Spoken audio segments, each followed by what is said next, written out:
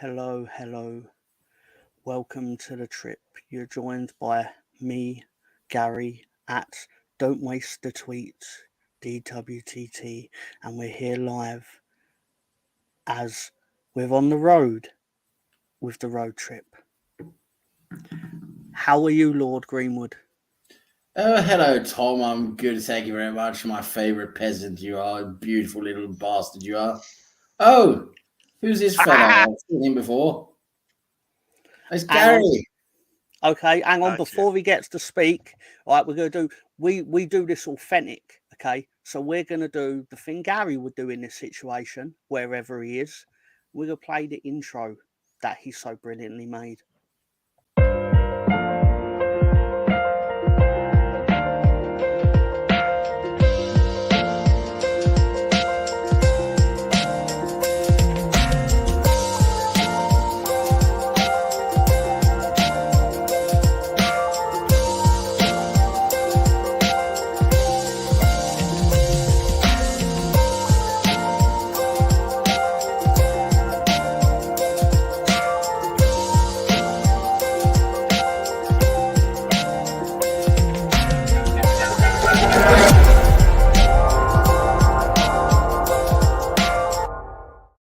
I love the different noises in that are in that intro. Derek too loved them too. So we've been joined by a gentleman who's calling himself DWTT. So he's obviously an imposter. Hello, folks. Look, I am not the how real. are you, sir? Well, the real WTT stand up, right? Yes. Yeah, but you probably shouldn't because no one wants to see your belly. Mr. Arudami, Lord Greenwood. Yes, get it right, boy. Look at he's got the glasses on. What's up with that? Derek Get it too wants right. to know what glasses are for, Lord. Well, I'm a lord, so I have to look good. I'll tell him. He says you look spectacular. Well, thank you very much, little penguin. I might just spare your life. I shot about 700 of your cousins in the Antarctic the other day, but that was, we won't talk about that. Yeah, he said 700. That is a lot. So it saved you a lot of trouble from doing it yourself. Oh, brilliant. Oh. I'm happy about that, Derek. Right. I'm happy about that. We don't condone this on this channel. At least that's what the lawyers told me before I signed my waiver. Well, I had a machine gun, you see. I had to test it. It's beautiful. What do you mean that's a good way to commit penguin side? All right. Well, how boring must it be at the Antarctic? I mean, everything's just white and cold, and exactly, have a bit of action. Why not? I think Derek's had one or two sherries because since we fought. Gary, how are you doing? How's Barbados? I wish I was there. At least I wish I was there because that means I wouldn't be working and I wouldn't be cold. But it's too hot. It was too hot. So. Yes, my old beach colony, Barbados. It gets a bit hot, but that's what can you do? It's a glorious place to stay and have a bit of fun. Yeah, all I did there was just drink and eat. So. Well, that's fantastic. You don't need to do any more than that. That's absolutely beautiful. That's all Tom does every day anyway. Just shits and eats and pisses, and that's about it in that order, I think. Yeah, he doesn't. Yeah. Did you tell him he needs to clean up afterwards? Because I think did I say that out loud? No, I bother with that. Just fucking walk around with shit in your ass. It's beautiful. Who gives a shit? Well, I can because it's already chock full up in there. You give a shit all over. Beautiful. Well, this is started great, hasn't it? We're on for a great start here. But we get to some football. Luton's up 1-0 at Bournemouth right now. So there you go, people. We give you football chat as well here, just a little bit. Because the Ipswich drew with Norwich, so a certain Stefano is going to be a little bit upset. And Mr. Tom will be happy now. He can cut into that a 9-point. It's an 11-point gap. Oh, 11-point so we gap. need to turn it into 8, hopefully. But I mean, I imagine he'll be really frustrated because it's annoying when you play against a team that actually tries to do well against you. It's really annoying. He's not had much of that for it was at home as well. It was at it was at Ipswich as well. 2-2 is another great result for them. Okay, so 5 minutes at Ellen Road, no goal scored, which is quite surprising due to the amount of goals that have been racked up there in the opening 5 minutes of games. recently.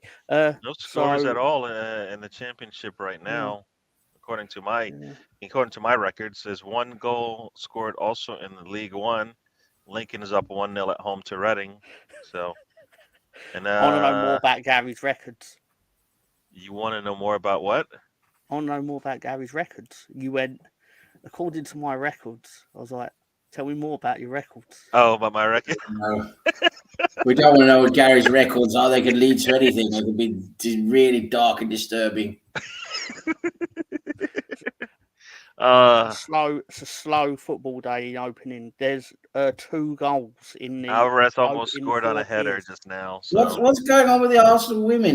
They lost 1-0 to the Scum. What's going on with them? I watched a lot of that. They were poor in terms of what they were doing in the final third. They missed. They took like 30 plus shots and 13 corners and no. Not good enough. I just want to say hello to our favourite dish rag, Taib Hussain. Taib, how you doing? Taib, how you doing? He's a lovely man. He's a lovely man, despite what everyone says. The bum fluff maestro. Yeah. I'm the Taib, you're gonna take that? You're gonna take that standing down? You're gonna kneel over?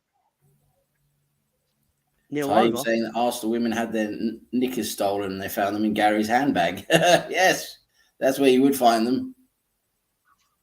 I don't know who this Gary you're talking about is then, because I'll acknowledge the typo, but with the same respect, I'd rather go with the original. If somebody can steal knockers, exactly. I like a pair of knockers. Did it without me even realizing. Taib, you were winning either way. It's not this Gary. I don't know who's Gary anyways. I don't know who Gary is. I'm Gary. Gary's beautiful. I never changed the thing because I've that's an oversight on my part. But I am Gary. Don't let that fool you. All right, cool. And I am Mr. Tom. Absolutely, absolute nonsense today. If we take it as like a Michael Jackson style surgery, Gary is the before and I am the after. Yes, most definitely. No, that can't be right. Of course it is. It happened in Tom is smooth criminal. Nobody wants to change from this. Tom, you're smooth criminal, and Gary, you're still bad. More importantly, Angie, are you okay? And are you she's okay? in the house. Are you okay, she wasn't Angie? happy with that match. She wasn't happy with that match. Are you okay? Are you okay, Angie? I got struck by a smooth criminal.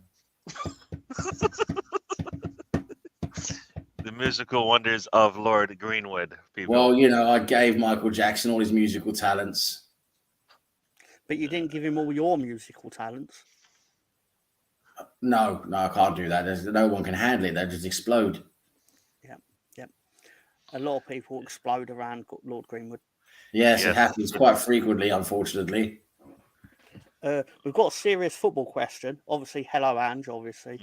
Thought that should go without saying, but I'll say it anyway. Taib Hussain with the most serious football question I've ever seen. Gary, has your stance changed on Havertz? You know what? Since I've given up hoping that he was gonna come around, and I'm content. I'll wait till next season. He's actually started playing all right. So my stance has always been I'll wait till next season because I don't think I'm gonna get it this season. Gary, he's had to go to the proctologist on at least 22 occasions to remove the splinters from his bumhole because he's always on that fence and he just does not want to go down from that fence. I was content with waiting for him to come around next season. That doesn't mean I'm on the fence. Lord Green Poopy Face. Poopy Face. What are you, in kindergarten? Yes. Okay, all right. Lord Poopy Face. I think I was called that once in second grade. Did it last long? No, it only lasted 3 seconds because I shot him.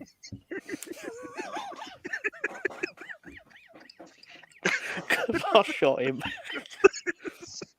I knew that was coming. It was a good setup, Lord Poopy Face, but Oh, look, we've got someone in the chat who obviously is a little bit influenced. Oh look, it's this Lord Greenwood mug. Me, you, gonna. Why has he changed to Phil Mitchell? But why does Pat Tate look like Phil Mitchell? That's what I'm trying to understand. This Pat Tate guy doesn't want to show his real face. I don't believe it's him. He talks a big game, but he's got different personalities and different pictures showing. He's not the real Pat. Who did Yeah. this?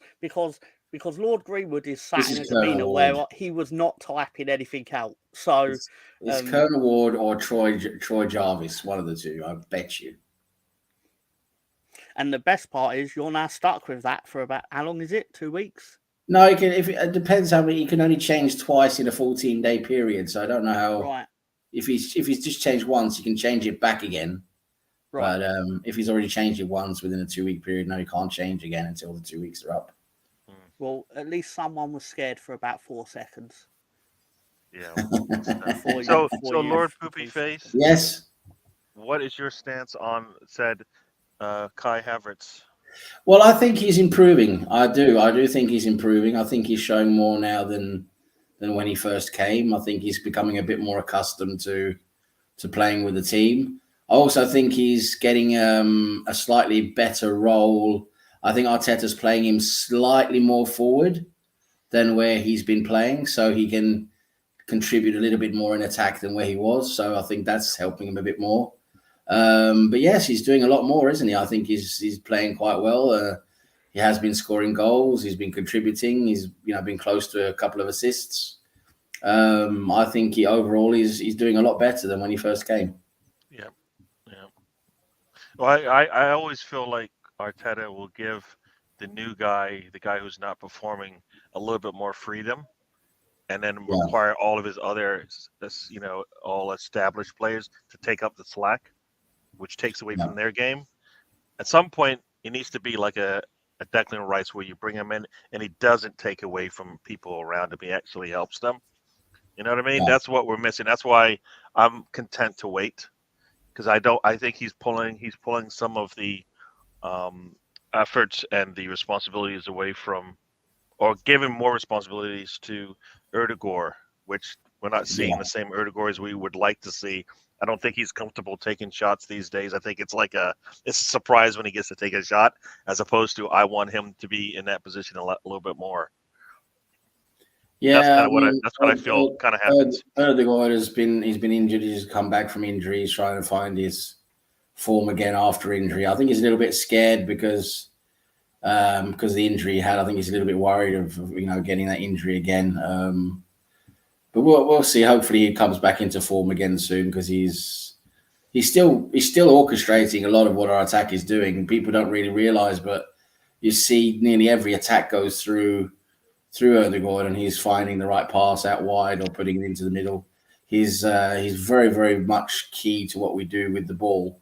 But because he's not on the he's not on the last pass before the goal, people don't really take notice. But he's very much instrumental to what we do with the ball, and Kai Havertz is doing a lot better. He's getting more out of him.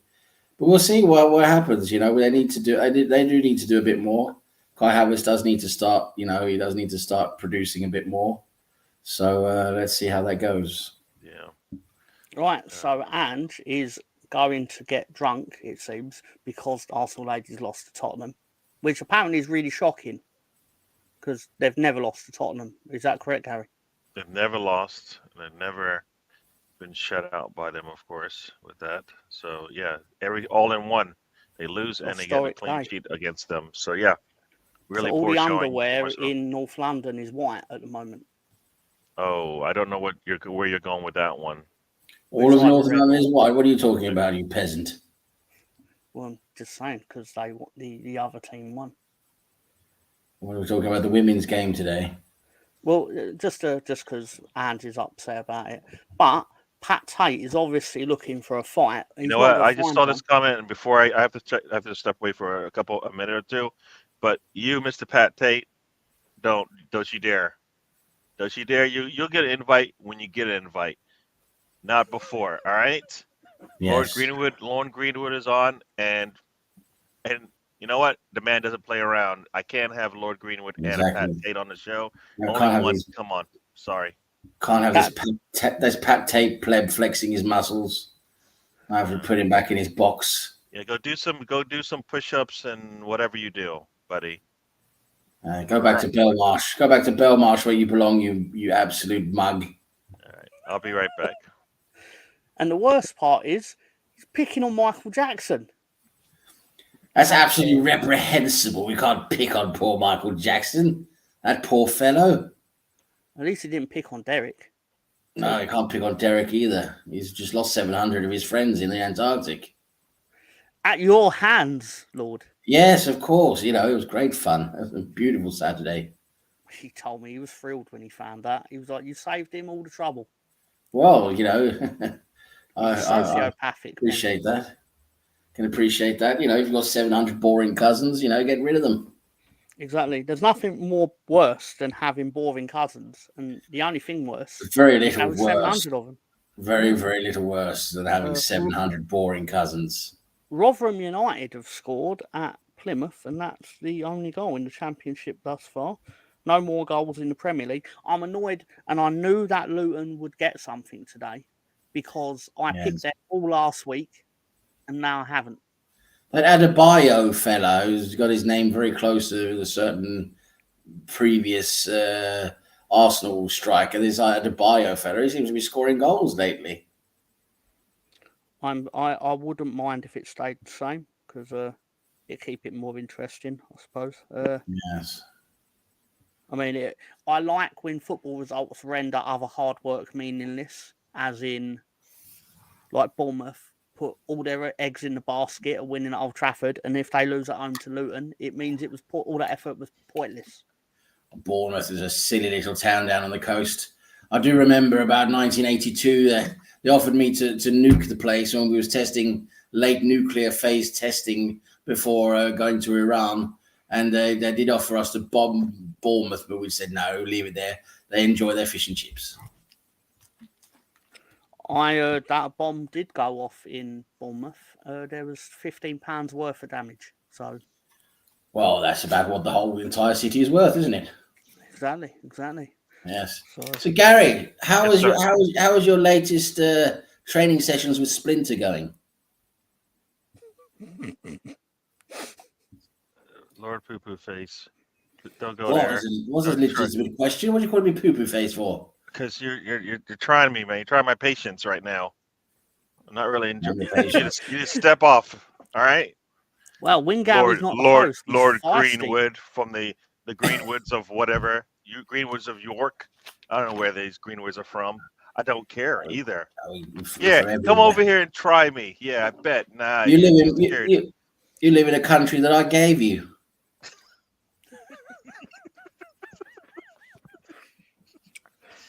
I love feisty non-host Gary. You what? I love feisty non-host Gary. It's a different person. Yeah. It's a different person. I don't know who this Gary guy is. You guys keep talking about, but anyways, yeah. You better. You know what? He's got those glasses on because he's crying. He's crying behind it because he knows better, hiding the scared look on his eye in his face. I just realized. Yeah, that's why you have the big glasses on. He's not Gary. He's Gangster G. You should be happy I gave you that country of yours, that absolutely disgusting country of yours. If I wanted it, I'll take it. I don't need your help. You know, the White House was actually yellow.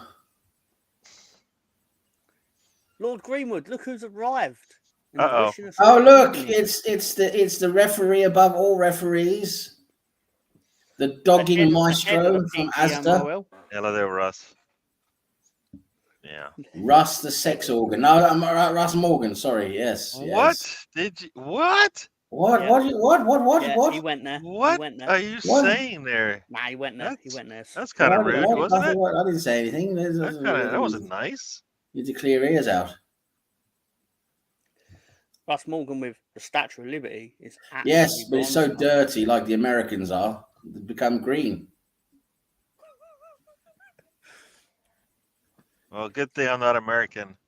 I might sound like it. When I think of the Statue of Liberty, I do not think of like all the things that it's meant to represent and all things like that. I think, It was cool when they made it move in Ghostbusters too. The only problem with the Statue of Liberty was made by a bunch of reprehensible, horrible garlic-eating people. What, the cheese-eating surrender monkeys? Yes, correct them. French. That was groundskeeper Willie from The Simpsons. All we have to do is shout loudly and they'll piss themselves. A lawyer just told me to say this. The opinions of the participants on this show are not. They're not governed by the. They're not part of this show. Their thoughts are separate. Their opinions. Yes. Are not. My opinions are my own. I'm going to give Pat Hay his due, all right, because he said there's a lot of mugs on this show. The only decent one is the Penguin. It's probably about right. It is true. It's factually true. Despite him being quite clearly a sociopath, Derek 2 is obviously everyone's favourite. Derek 2. How do you know them apart again? Oh, the reason they're all named Derek is because... No. Is that what you have to listen to the question, sir. Let's try this again. All right, let's try it again. How do you know which one is Derek 2 compared to Derek? Oh, that's simple. Because the year of his birth is literally on his foot. I thought he was going to smell his bum and say, you know what? I thought he was going to go there too, and I was like, dude, that's not PG. You can smell the difference on their anal glands. I got Derek 1 in 2009, but so okay. Derek 2's. I didn't know you stamped your what do you call it? Sex penguins. Yes, exactly. I thank you, Lord. Oh, gangster G, what are you doing? Yes, I didn't know he like stamps him like, yeah, you're number 2, you're number 1. Nope. It was mainly so. Like, sounds a little kid. Gary goes to racism very quickly, doesn't he? You went there with your thoughts. Look at that poor penguin. You can just see he's been molested. First thing I did is ask you about how do you name them? And the first thing you did, you stick a black butt in your face. I don't know. It's the first thing you did. Wow. Hang on, let me note that down. 3:23 p.m. Look at his little beady eyes of terror. You can just tell he's absolutely terrified. Yeah, he's definitely scared. That can be where I clip that. I'm gonna get a nice little clip going. You're gonna get a black butt in your face. Right. Okay. That'll go on the Christmas highlight reel. I don't know how to make it yet, but we could. I'd say we call it a blooper reel, but the real truth is there's not enough internet space in the world to carry a video like that. Yeah. So I ask Russ, how's Russ doing today? Are you okay, Russ? How are you doing? What have you been doing? You been down the car park in Asda yet, or is that later on? Was he walking the dog? Is also on the Is one of the questions that we ask as well. You taking the bitch out for a walk? What? There's nothing wrong with that. Oh, we got a score coming up. Sorry, people. What have we got? Let's see. Ball cut. No. MK Dons have gone 1-0 up against Forest Green. Goal at the City of Manchester Stadium. Sorry. Oh, I wonder who scored there.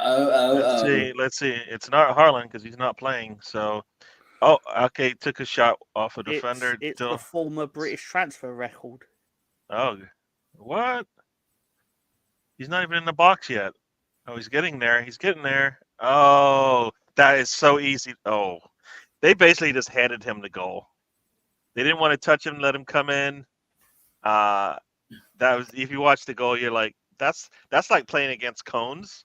Jack Grealish. Crystal Palace could have just been goals, and then you have Jack Grealish between them, and goal scored. I wonder if Jack Grealish is actually sober. Probably not. Some really poor defense there from Crystal Palace. But Derek 2 wants to know why Jack Grealish looks like a girl.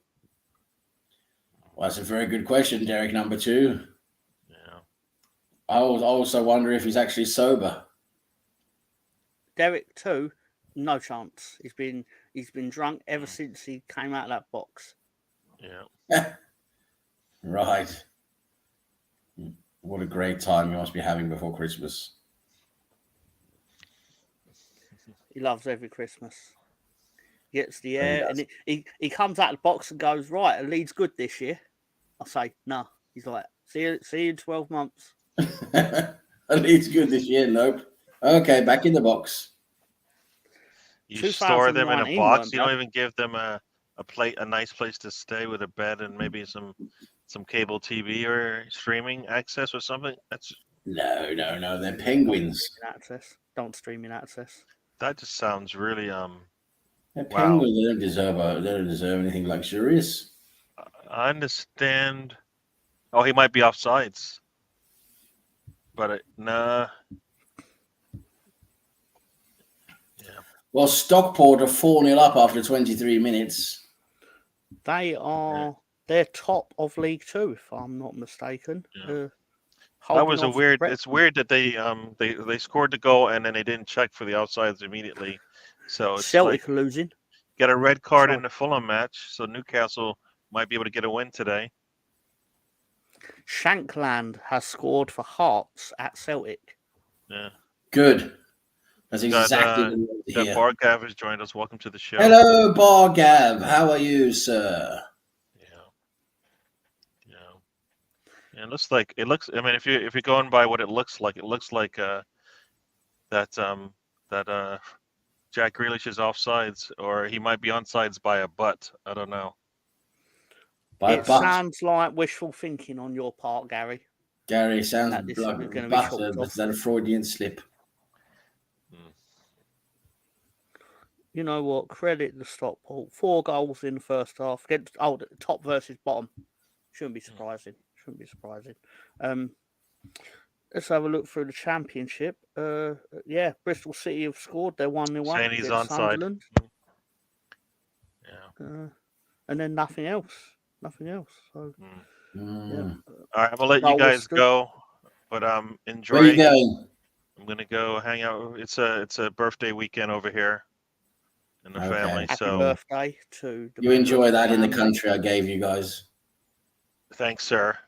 You're welcome. Thank you, Lord Poo Poo Face, and Derek too, and his companion.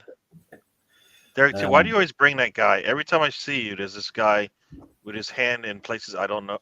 I don't even want to know. I'm not touching him. No, that's even worse what you're doing there. That's actually worse. Killed. That's actually worse what you're doing there. Penguin is molested on a regular basis. I'll see you guys later. Enjoy the Goodbye, rest of the Gary. show. Enjoy yourself. Say hello to Splinter for me.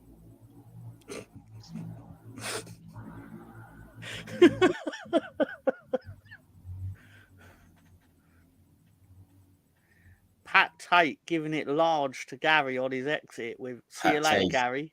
Get a shave, lad." Pat Tate.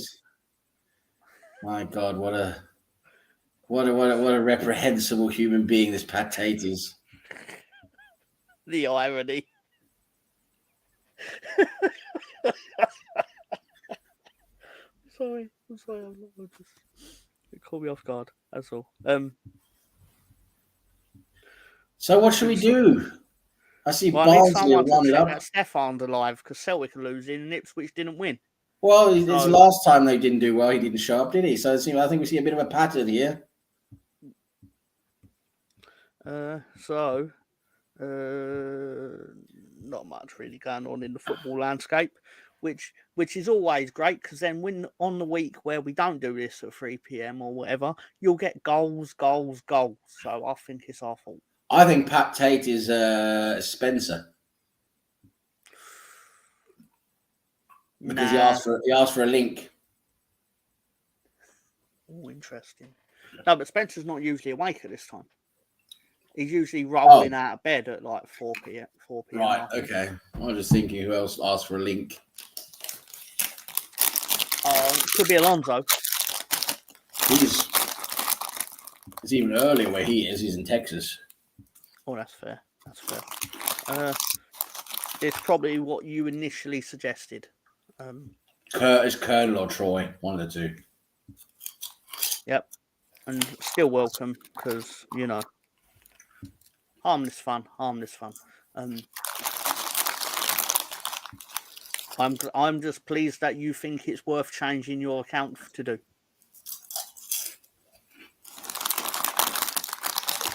So live in the Premier League again, still just the 2 goals. Did you see how Sky have now got it from?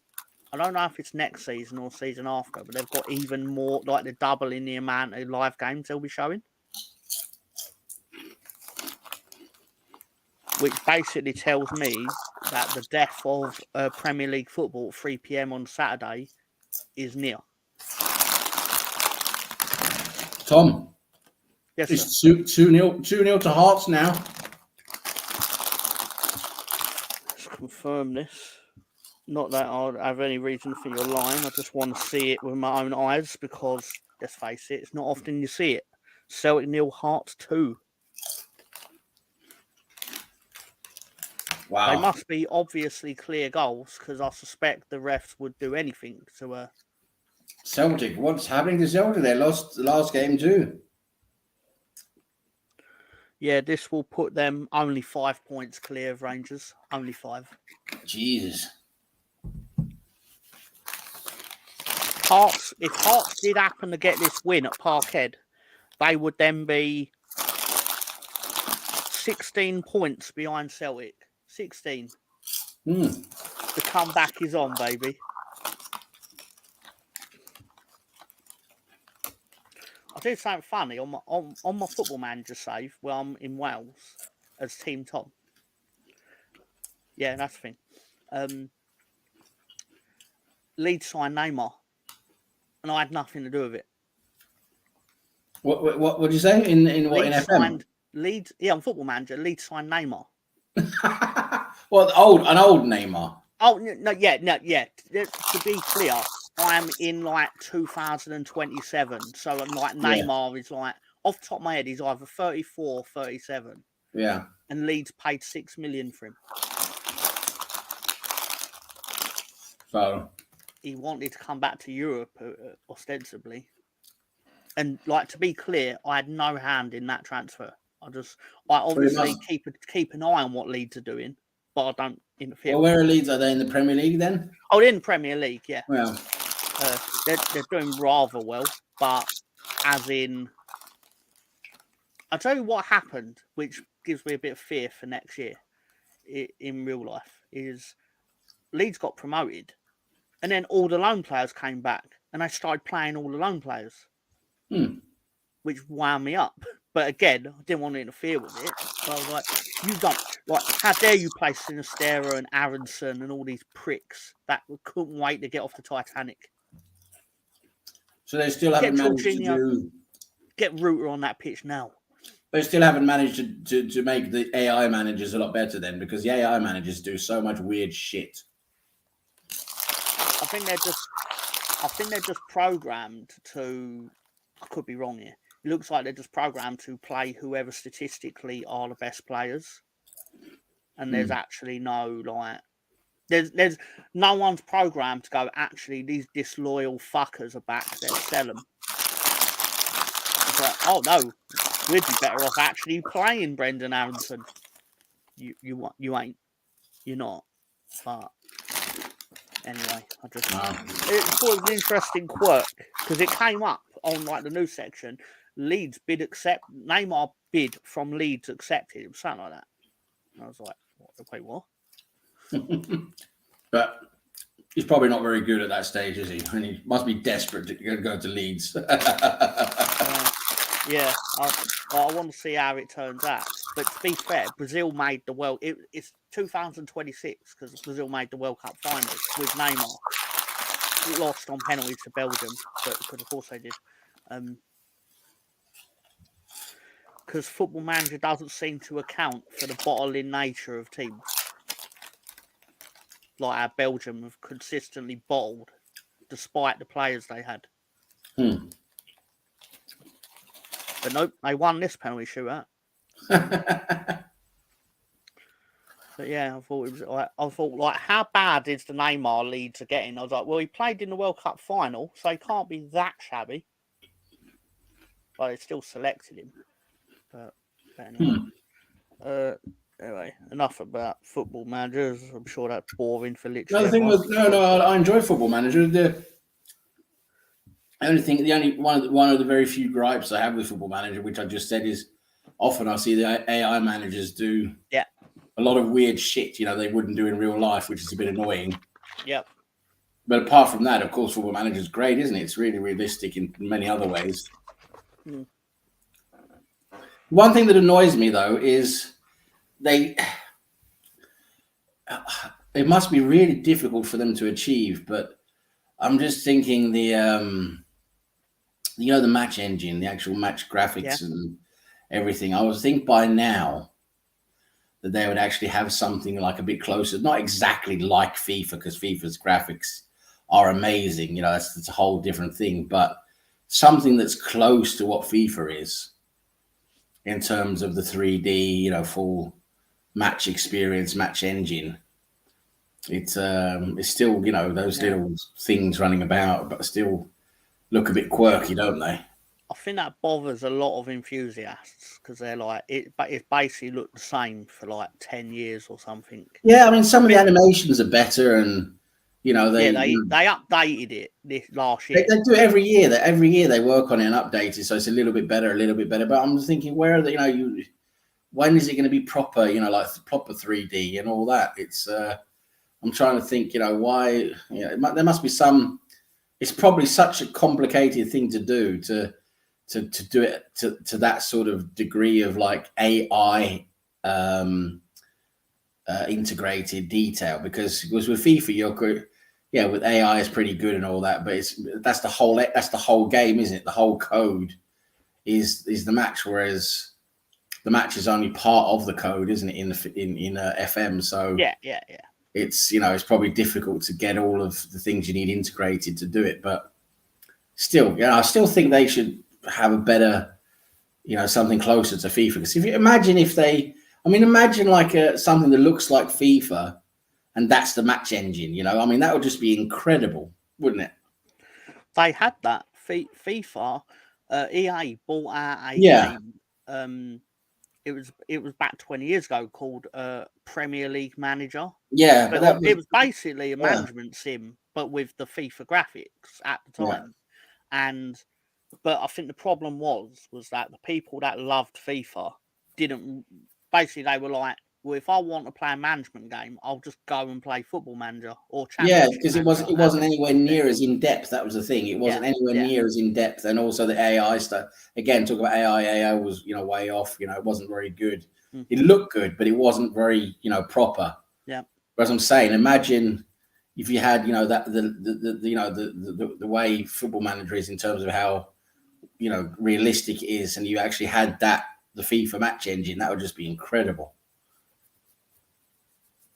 I remember on that game, FA Premier Manager, whatever it was called. Yeah. It happened to be on the season where Real Betis got relegated, or the season after. So you potentially, there was a challenge, or say challenge, you could play as Real Betis in the second tier, but you happened to have Denilson, who at the time was the world record transfer. And it was basically like piss the second tier and then try and survive the first tier. Found was interesting. They basically had really top heavy team. Like up front, they were great. Yeah. In defence, they were shit. Yeah. But in the second tier, it didn't matter. But it was more when you got them promoted that it became an issue. But yeah. Now my issue with Football Manager has been like I stopped playing it in about 2004-ish, around the time Leeds got relegated. Got back into it in about 2012. And the core game hasn't changed in 10 years. Like, they've made little updates, like, now you can do this, or like transfer negotiations are different now. It's like, but generally the core game, if I gave you Football Manager 2012 and then the Lewis one, you'd be like, there's not a 10-year gap between this. No. The changes have been, there's actually, in terms of how Football Manager works, like how immersive it is and how the AI works, I don't think there's really that much progress, like you're saying, the last 10 years. It's just they've made tweaks to like the graphics are slightly better, and the whole user interface. They've done a lot to the user interface. They've like changed the menus and that type of thing, and the user interface, isn't it? They've really changed a lot, and they've added some good things. Like they've improved the training stuff. They've improved they brought in a director of football and all of that, which was pretty nifty. Yeah, I mean, they have made some improvements like that, but I agree in terms of where you think they would be after 10 years. They're not very far along. But at the same time, I understand you don't really want to try and change things too much because it works so well, right? You've got to be careful of changing things too much. But at the same time, if you make the right updates, I think you could do a lot better. They've made it so, well, this year you get a set piece coach, whatever that means. Which is like real life, isn't it? But how well is it implemented? That's the thing. Is it actually? Do you actually get anything out of it? You can actually tell him what you want to do and get him to teach them that. But like you say, apparently it's like it is like small margins, isn't it? Like if you're willing to put the time into them, it should pay off. But I'm not willing. I do like the director of football though, because I remember that was one of the last times I played it. Was when the director of football had been introduced, and basically I just went out and got the best director of football there is. I can't remember who he was, but it was like, I can't remember his name now, but he was just like, amazing stats across the board. And I just basically got him to do everything, all the contracts, all the negotiations, everything. And he was brilliant at it. He actually did a really good job. I mean, my players were never out of contract. I was always getting good contracts with them. He was negotiating good transfer deals. Actually worked pretty well, to be honest. I always found it a good challenge on that is to actually literally get the like you just described, like let them buy the players, and then you as the head coach work with what you're given. Yeah. Because what you're describing isn't necessarily always the case when your director of football is not top of the class. Yeah. So it's always like, and if they're not good, they will do things that make you think, well, why'd you do that? Yeah. Or why'd you give my average? Why is my most average player the top earner? And things like this. Yeah. But that's the thing. If you don't have a good director of football, his stats are pretty bad. He'll probably start doing some weird stuff. But if you get someone who's good, who's got the right stats and the right, attributes, the right areas, he'll do loads of good stuff. In case you're wondering why we're still going on about Football Manager, it's because there's literally nothing going on. Yeah, there's nothing going on in the games. It's just literally boring as fuck. Yeah, we're not actually ignoring the football. There's just no more. There's 2 goals in the Premier League, and that was scored about 20 minutes ago. There's goals in Scottish football if you're interested in Scottish football, but Inverness they're 2-1 down now. Arbroath just scored 2-1 away at Inverness. That's in the Scottish Championship. Oh, the Scottish Championship? Oh, of course. And Scottish League 1, Stirling Albion just scored at home now to equalise with Annan Athletic 1-1. And Scottish League 1, if you're interested. One thing we will get in League 2 this year in Scotland, we will get the match Forfar Athletic versus East Fife, which eagle-eyed people may remember. I believe it was a joke on a comedy show, but they said there was a fake football score called Forfar 5, East Fife 4. Yeah, right. It's a bit of a mouthful, isn't it? Yeah. I love a freshly shaved Tom. Like a good shave, remember. Well, thank you for that, Russ. That's not PG. I'm pretty sure that's not PG. But I bet he does. He's like at the Asda car park. Oh, I've heard. I was about to say, I know. I don't know. I've heard. In the Scottish Premiership, it's Celtic 0, Hearts 2, and then there's no other goals. Yep. What upsets me with Celtic is it's not the fact that they're boring because they win weekly in Scottish League. We all know there's every chance they'll come out and score 4 goals in the second half. Yeah. But what annoys me more is then when they play in the Champions League, they're absolute dog shit. And that annoys me. It really does. Because it's like, what are you spending all the money you make on? Yeah, it's true. You see, I think it's starting to show the level of Scottish football. Unfortunately, that it's nowhere near what the Premier League is. It really isn't. Because remember back in the 90s, the mid 90s, early to mid 90s, I think the top teams in Scotland, like the top 2-3 teams, weren't that far from the top teams in England. Like they had a good Rangers team. I think they were pretty good. They had a pretty good Celtic team. Who they still went quite far in Europe and all that. I think those teams are actually not that far off the top English teams. But since the 90s, like when we got into the 2000s and just moved on, I think the gap has just got bigger and bigger and bigger. And, the gulf in ability and performance has just got bigger and bigger. I just think now the Scottish League, I don't mean to offend anyone who, follows the Scottish League, but I just think the Scottish League is just pants, absolute pants now compared to the Premier League.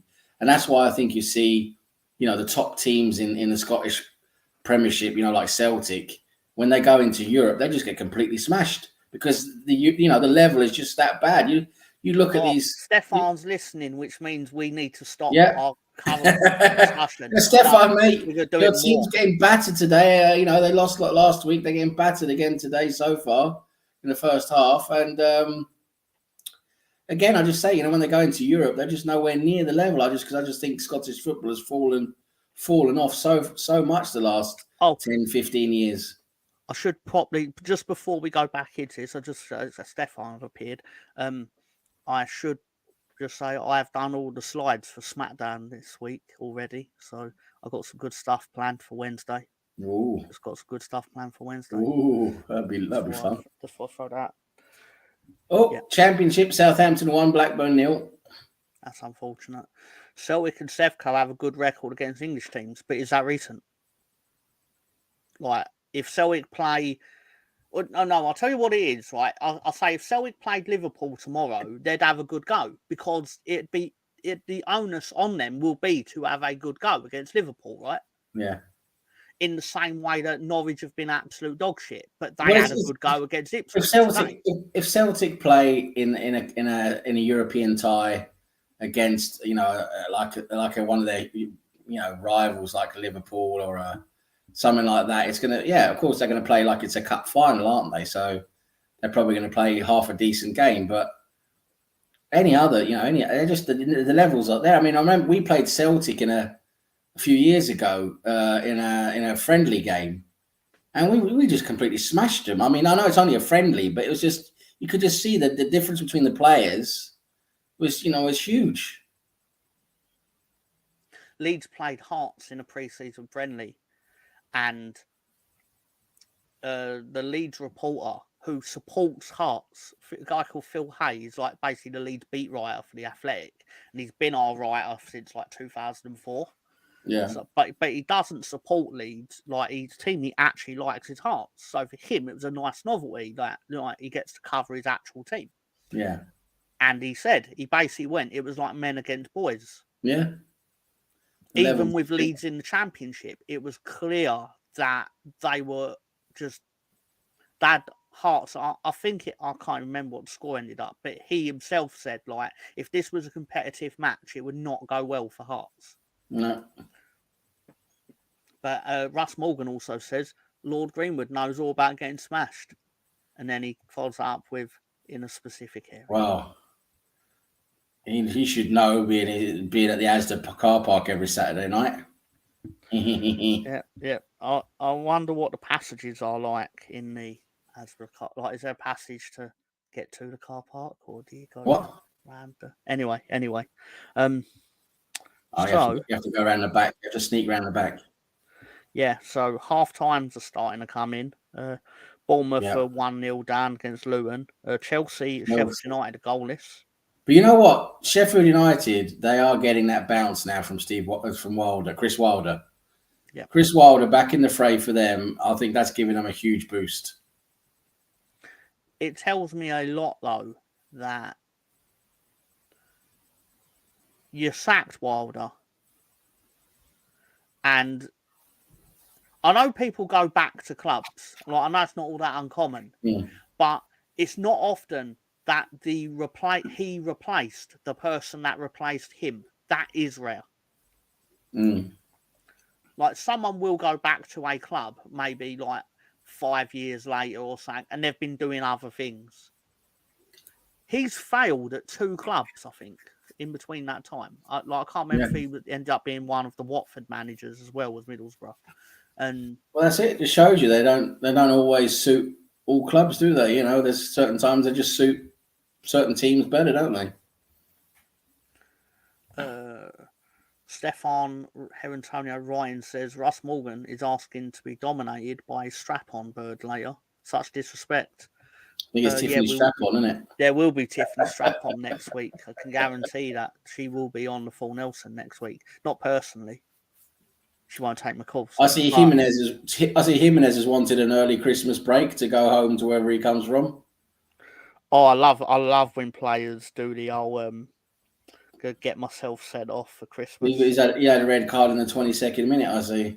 Yeah. He's basically now on the level of Junior Firpo and Neymar, of players that always have a specific time of year where they're like, don't fancy playing football. That's it. Goodbye. I need a little holiday now. Yeah.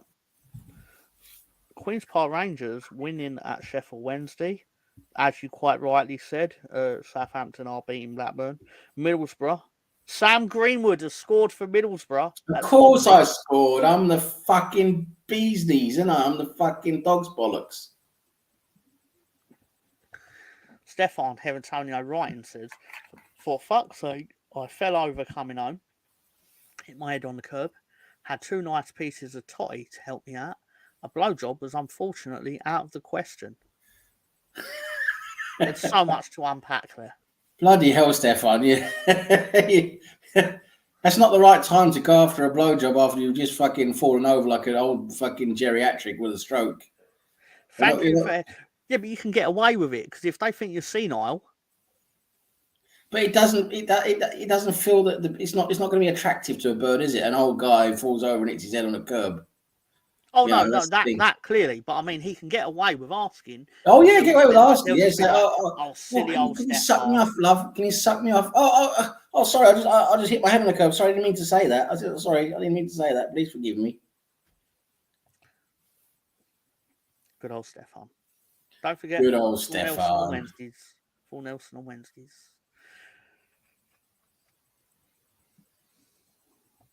He scores when he wants. He scores when he wants.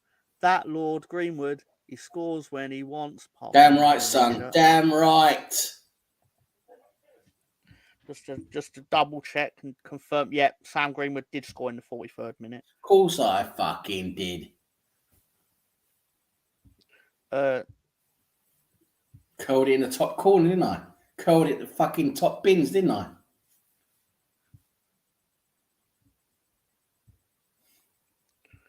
So, half-time's coming in. Man City are 1-0 up against Palace.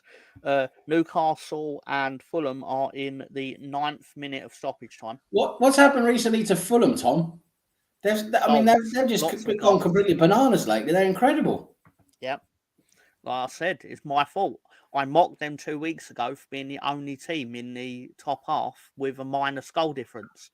And it was like a -8 or something. It's your fucking fault. It's your fucking fault. Literally my fault. I was like, how? It was just such an outlier because every on Director John's table, everything was in black in this top half, like the goal difference, the font. Yeah. But then there was one outlier that said -8 for Fulham on goal difference. So it stood out like a sore thumb. And then I mocked it. And then they went and scored 4 goals. And then they scored 5 against West Ham. And I mean, they've not got any today. And they'll probably do well to get out of Newcastle with the 0-0 draw they've currently got. But Newcastle are struggling as well now with a few injuries and all that. So they're not doing too great. Yeah, but the one thing they never really accounted for, and I would have brought it up on the stoop yesterday, but let's be fair, you're lucky if you can bring up, you're lucky if you can say your own name on there when Mark gets going, is You all know what I mean. And I forgot what I was going to say. No, if only Newcastle had the finances to open the checkbook on January 1st. Yeah. If only they could go out and buy a new team to get them through their injury worries. It's a shame they don't have a pot to piss in. Just saying. Right, Well, so don't feel sorry for them too much. What's the most money they've spent on one player so far? I think they bought Ishak for about 70 odd million. I could be wrong. I think it was about 60 something, wasn't it? I think. Let's have a look at Transfer Mark, what it says. Yeah, I'll see what they say. I'm gonna go on his wiki and I'm gonna see what they say. Not necessarily as a statement of fact, but obviously a rough idea. Right, so apparently $70 million. So yeah, probably about 60 something, 65, something like that. I'm guessing. I don't know, but yeah, I mean, it's a club transfer record, so yeah. Oh no, it was. Didn't Tonali cost more? Forgot about that. I'm guessing when they sign a player from now on, they're going to sit down in front of him and go, "What's your stance on gambling?" Do you do any gambling, son? No, but my point was that they spent about 60, 70 million on a couple of players, but it's not really, it's not massive amounts, is it? I mean, they haven't gone and done a fucking Manchester City or Chelsea or even Arsenal. I mean, we've spent just about the most money out of anyone the last 3 years. They don't need to though, because anyone who gets an offer from them knows that they're going to be up there over. No, that's not right, Tom. It's not right. Yeah, because the teams are still going to want, clubs are still going to want good value for their players. They're still going to want Newcastle to pay. It's worse if you've got a lot of money. It's like with Chelsea and Man City. If clubs know you've got a lot of money, they are going to hold out for more money. They're going to demand more money from you. It's like Chelsea. It's like why they have to pay.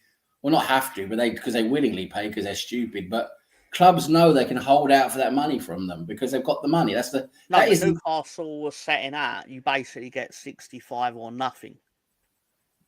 Because they're more prudent and they're more prudent with their bidding and all that. But the thing is, they're going to be paying more. The players are willing to go there.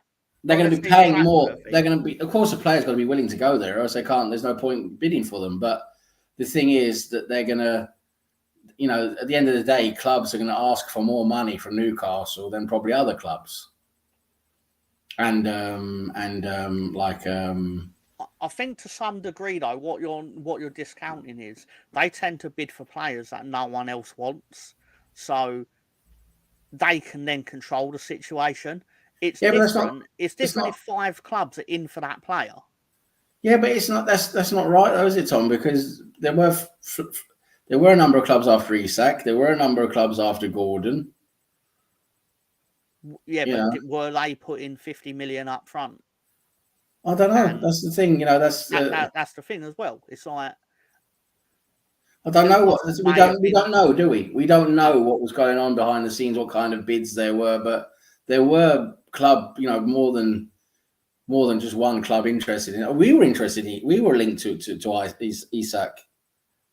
And there were other clubs linked to him as well. But yeah, at the end of the day, Newcastle are going to be paying more money than anyone else because of their salary. But the thing is, they're not going out spending at the same rate. It seems like they've got a plan. They've got like a 5-year plan or something like that to build and build and build, instead of just doing what Chelsea did and just went out and bought everyone in 2 seasons, basically. Well, that's the thing. They're in no rush, are they? They want to see if they can win things without spending 150 million on a player. Yeah. Because they're in no rush, so they're like, let's see if we can do it on. No, of course they're in no rush because they've got the money and all that, and they're probably actually ahead of schedule, because you see what Newcastle are doing now. It's they've gone back a bit, haven't they? Because I think they're a little bit ahead of schedule. They had such a good season last season. They're actually sort of like falling behind a little bit again this season. It was too much for them to go into the Champions League already. That was too much for them. You know, they should have probably gone in this year or next year. But yeah, no, it's the thing with Newcastle is, my point is, what I'm saying, they're not, in my eyes, even though they still have the backing of a Saudi, conglomerate and all that, they've got loads and loads of money there in the pipeline.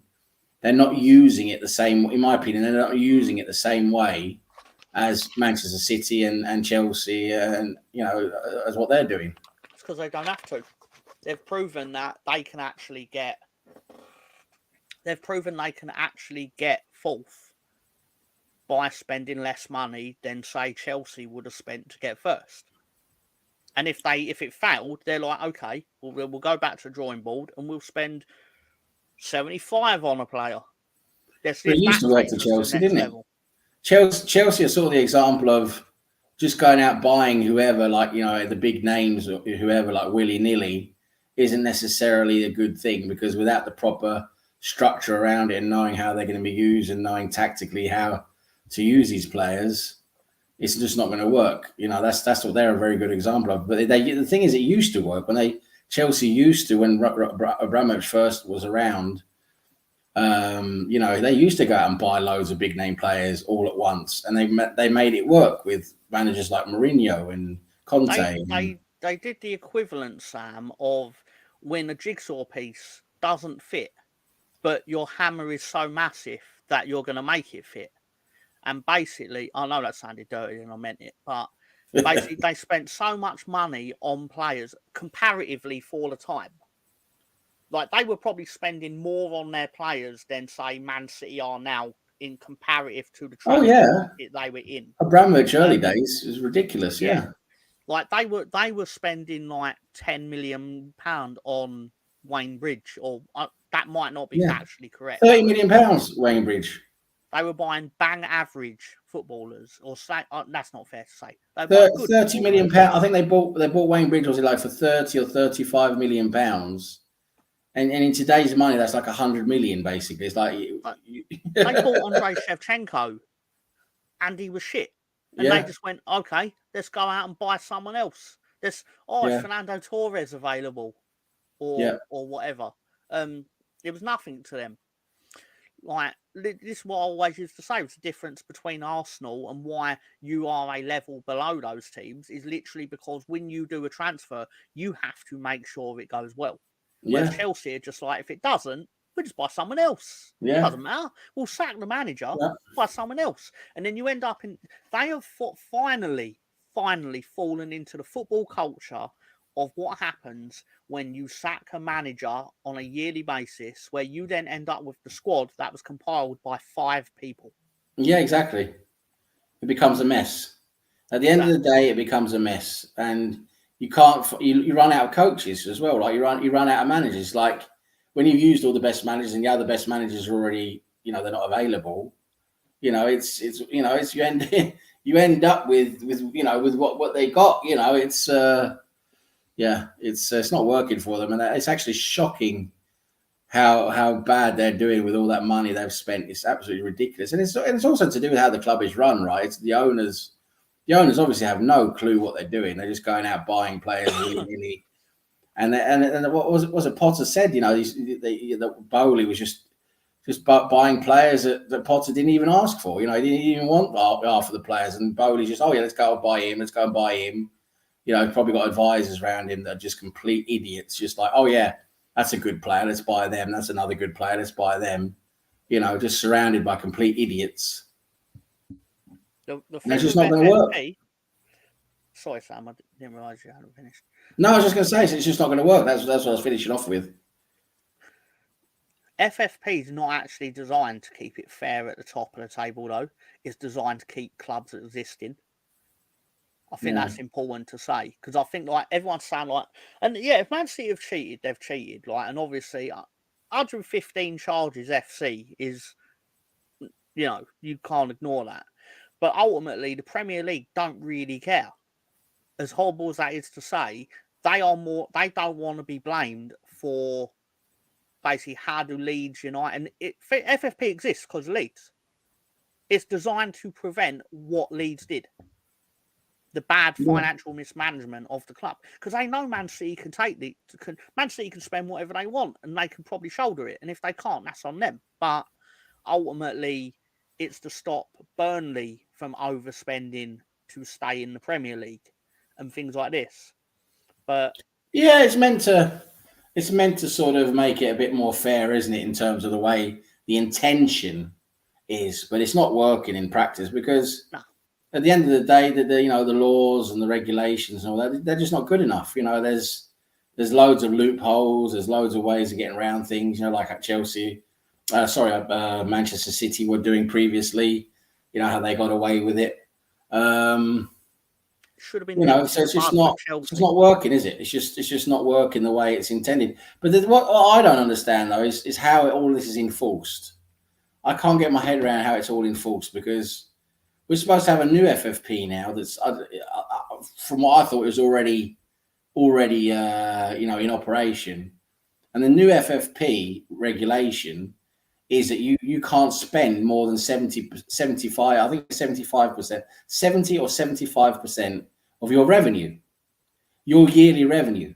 It's as simple as that. And that makes it a much more even playing field. It really does if it's enforced and works properly. Because basically what it is like if you have £100 million in revenue, this is not profits, by the way, this is revenue. It's a different thing. But in terms of revenue, if you have £100 million in revenue, you can spend £70 million of that on. That's including bonuses and all that. That's not just the actual transfer fee. That's a signing on fee and all the bonuses as well. All together, all in gross, basically gross form. So 70 million. All in basically is what you're allowed to spend out of 100 million revenue. So if you're a big club, you got big like Manchester City, you got maybe a £500 million revenue, which I think they had last year, about between 400 or 500 million. You can spend 70% of that, which they earn basically. I mean, which is they're entitled to because they've done exceptionally well. They've got good revenue, so they can spend up to 70% of that revenue. But at the end of the day, it keeps clubs from, like you say, it keeps clubs from going under. It's supposed to keep clubs in more financial, stability, and it makes it a lot fairer that you have that one set regulation for all the clubs. But it's just how they enforcing that now. I don't think they are.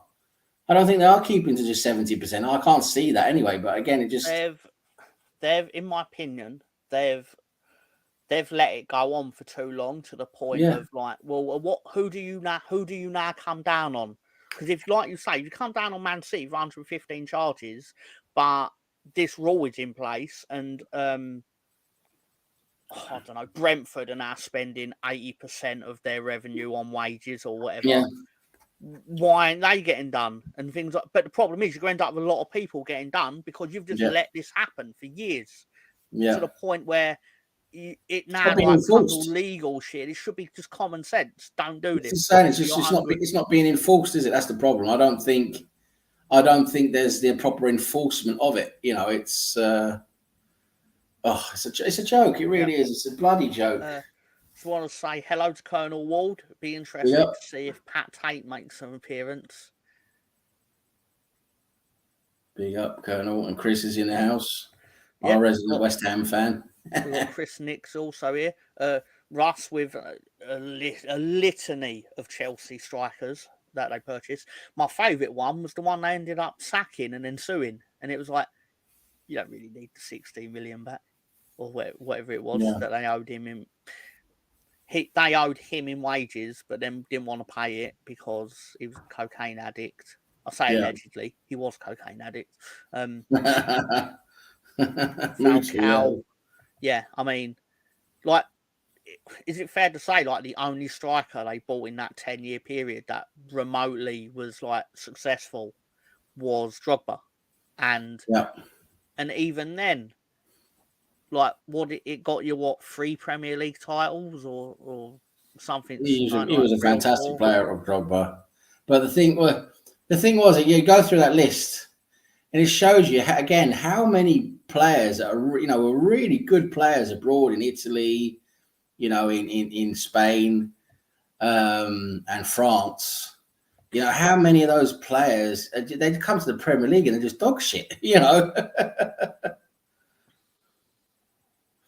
And yeah, the point Stefan makes there is actually an interesting one, because now the main difference in the regulation is you're only spending based on revenue, not total, not total. You know, basically total what you make and all of that over a 3-year period. It's actually per year your revenue basically over. Is it a 3-year period?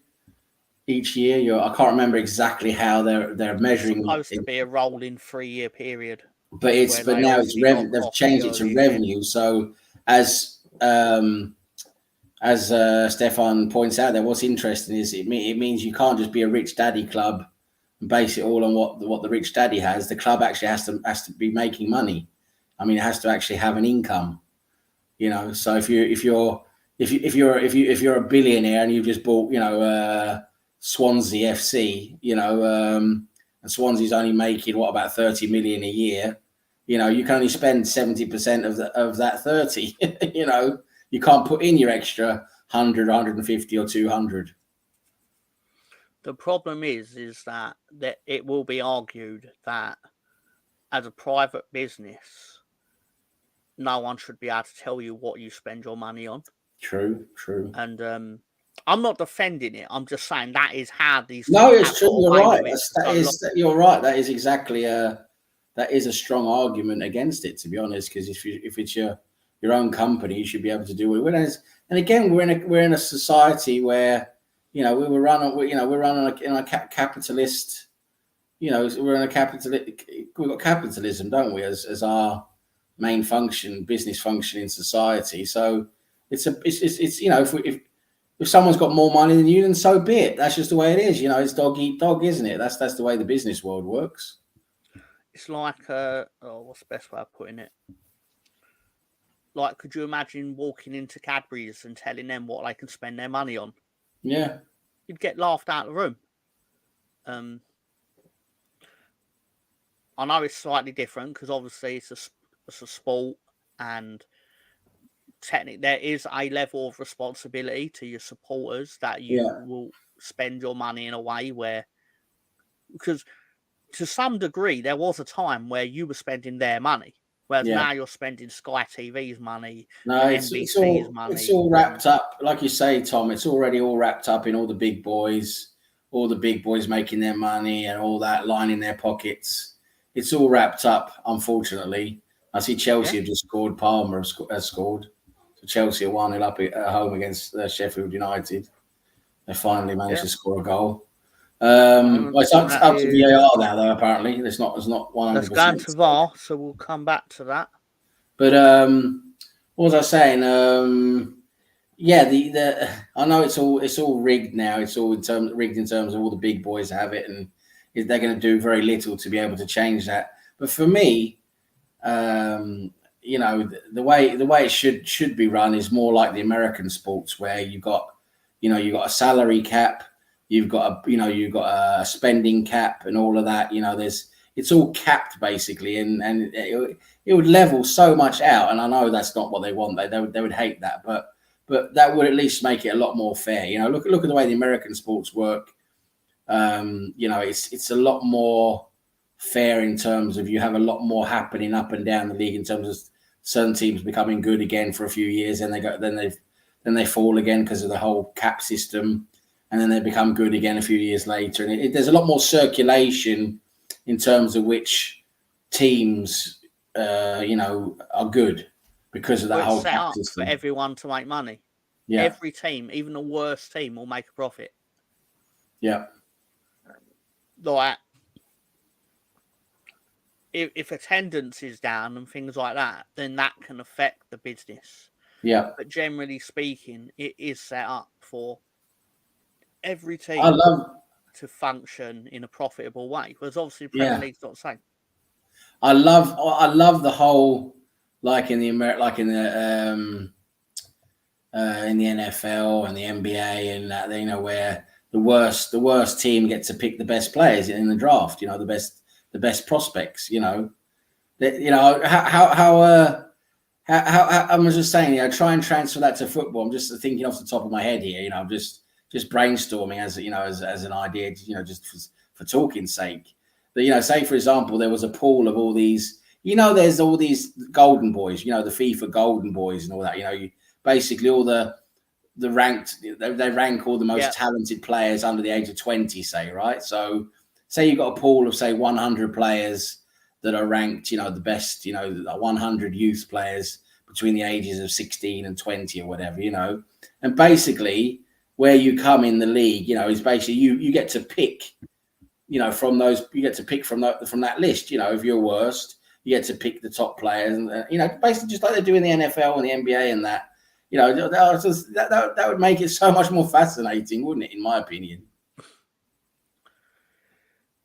Yeah, but obviously, I know it never work in practice. No, because football being the global sport it is, you would need 1 million players to be able to even do it. But and obviously that comes with the NBA being a closed shop too, and everyone is wondering who Pat Tate is, and it's basically Troy. We have a good idea already. Troy, yeah. Anyway, so so in the championship, Leeds are the only game that are 0-0. Imagine my surprise. And Man City are now 2-0 up. Oh, Rico Lewis has scored.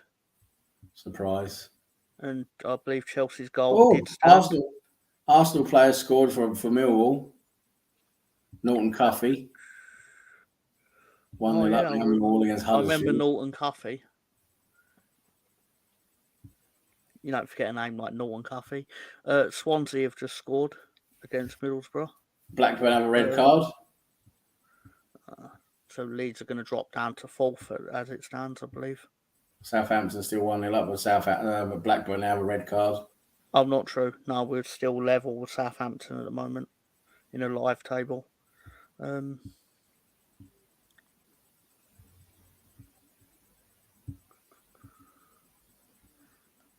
Leeds have scored. Leeds have scored. Hey, well done. Let's see, Watford are 3-1 up away at Preston.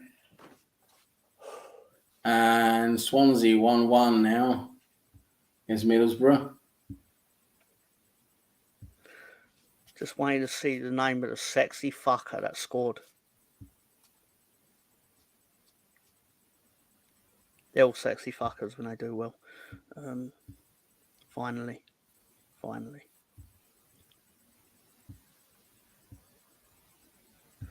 But so sorry, I'm just tell me who scored.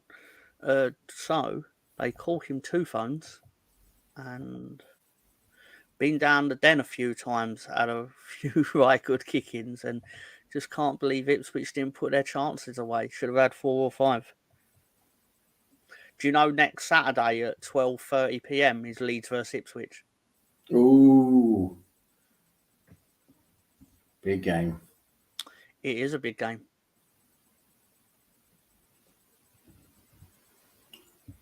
It is a big game. We'll see how it goes. Solanke scored for Bournemouth. Who do you think scored for Leeds? I bet it's Firpo. No. Firpo's injured, isn't he? Is it Nonso? It's Christmas time. No, it's Somerville. Oh, he's good. He is. He's good. He's very good. He's a very good player. Goal. I like Solanke. I think Solanke is a good player.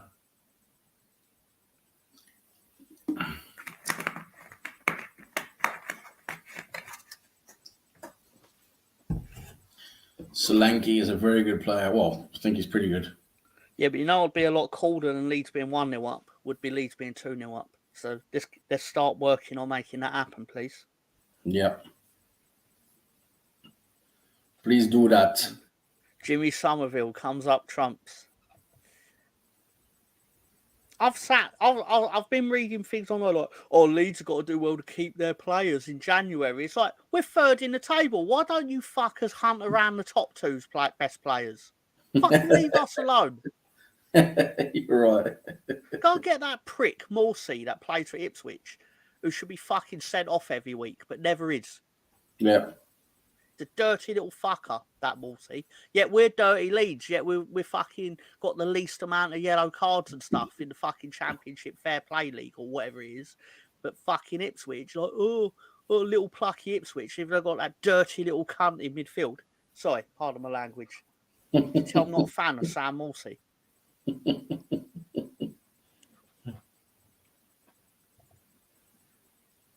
think the occasion got to Ipswich today. It was interesting watching Ipswich wilt a bit when they come up against a team that actually put in effort against them. It was interesting. Tom always brings that up. Jimmy Savile, come on, Trumps. Yeah, that's how you know you got him. That's how it's his turn to be aggravated. Jimmy Somerville. Jimmy Savile. He didn't even support Leeds. For some reason, he does. Oh, God. Oh, you know who scored for Chelsea? 2-0 up. He does the moonwalk, and he has a demented monkey that he sold to some zoo somewhere.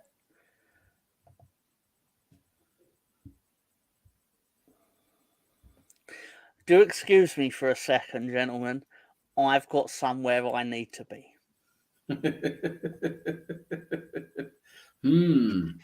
wonder if we're going to get a little visit by a certain not recently, but a certain deceased. You motherfuckers! There we go. Here he is. I gotta go. Hee. Shut up, you motherfucker. You scored for Chelsea. Well done. I just took some time out to speak to all my friends. You like scoring, don't you? I'm trying to think of something really controversial to say. How's Bubbles? He's forever being blown. How's Tito? Tito and Randy and Jermaine, that fucker Jermaine, tried to get a solo career. Not in my world. Motherfucker. Damn, you're holding them back.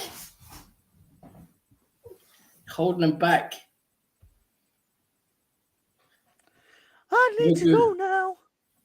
Bye-bye. Say hello to Elvis. Oh, hey guys. What's going on? Hi, Tom. You know, we just had a visit from Michael Jackson. It was brilliant. I'm never here when he's here. It's annoying. You always miss him. Yeah. Colonel Ward saying these defences still poor. You wouldn't mind selling half of them. I would sell half of them. Newcastle are 1-0 up now. Well, we saw that coming due to the old the red card. Basically, whenever Raul Jimenez gets sent off, his team loses. Basically. Lewis Miley, I believe he's like a 17-year-old, isn't he?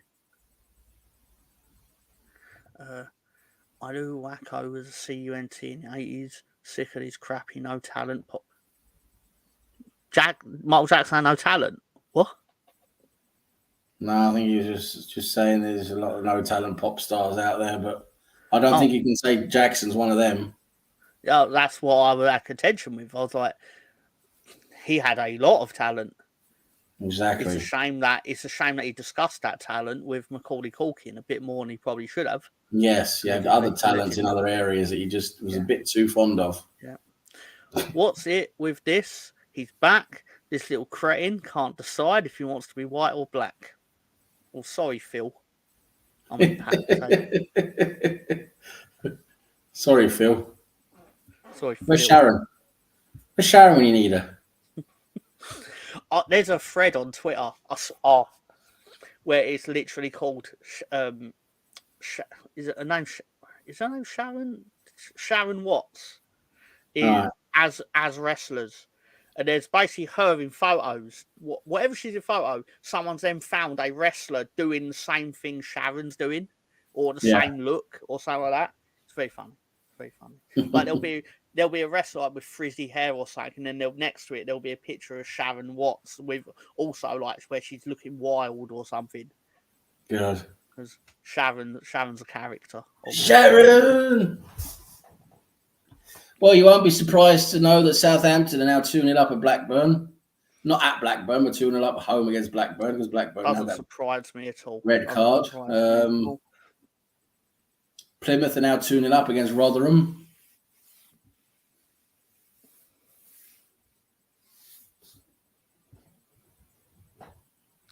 Will Sheffield United break the 11-point mark? That is the record low, isn't it? Yes, Derby. They're only one win away from achieving it. That just makes me wonder how bad that Derby team were. Because you always sit there and think, how... Because I think they only won one game, if I remember rightly. I could be wrong. That Derby team. I think so, yeah.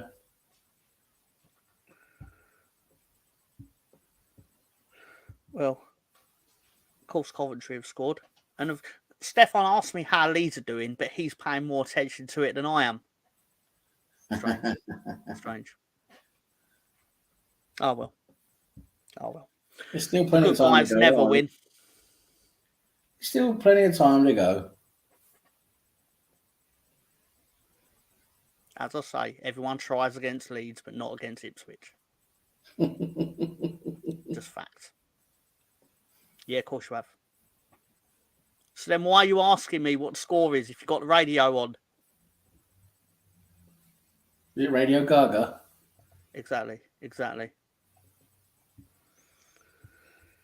I've always hated Bobby Thomas. I never knew who he was until 20 seconds ago when I discovered he scored. Coventry. Yeah, Grizovic. Oh, I remember him. Oh, grizzled old bastard. Fucking hell. Grizovic, you look like an old Russian miner. Coal miner.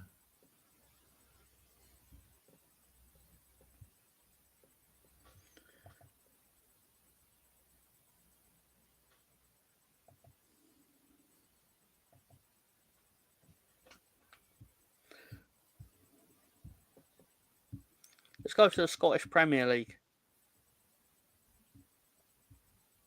Scottish Premier League. I don't know what's going on there. Go to the Scottish Premier League. Let's have a look at the old. Here we go. Celtic 0, Hearts 2, and St Johnstone 1, Hibs 0. And apart from that, there's no goals. No goals.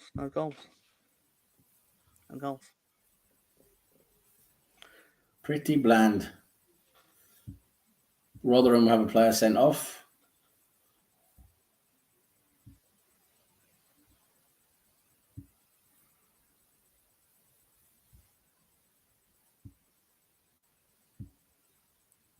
Daniel Ayala sent off for Rotherham. Yes. Beating Cardiff 3-0. Thanks for that, Colonel.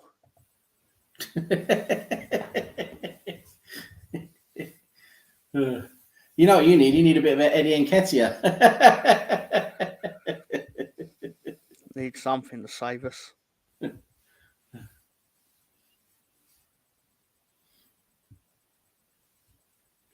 So still 1-1 between Bournemouth and Luton. That's not great for them. Imagine my shock that Coventry have rocked up at Ellen Road with a back five again. Amazing.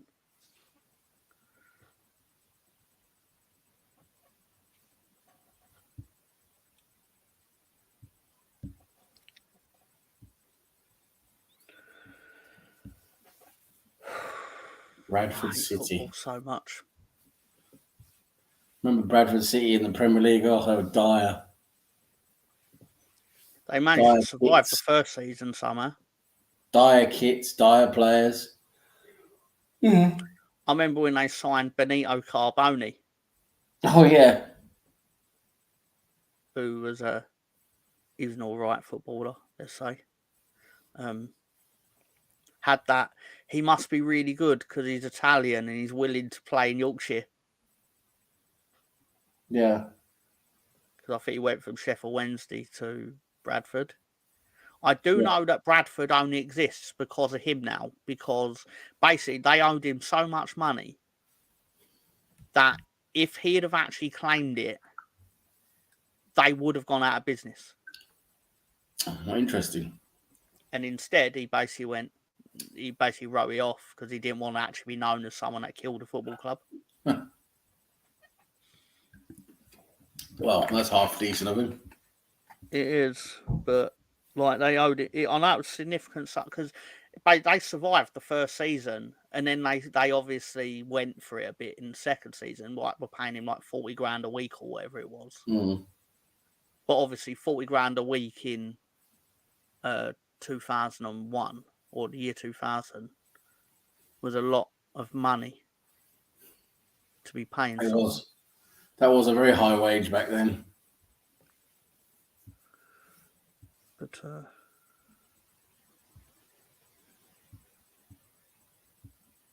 how the fuck are we not beating Coventry? God damn it. Very good question.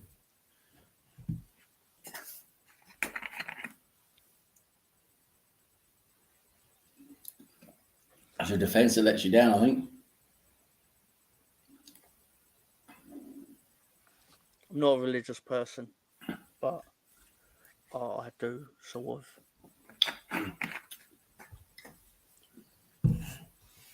ask for some help from time to time.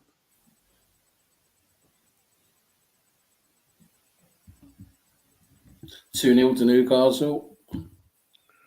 Almiron. Yep. So I wonder what Fulham's plan was when they went down to 10 men. Just not get bummed.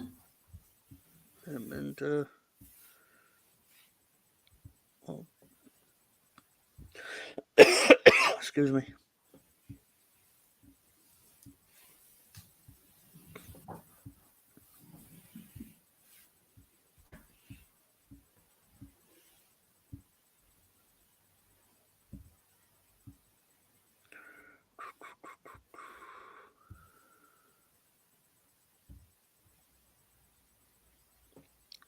Come on, Leeds, for fuck's sake.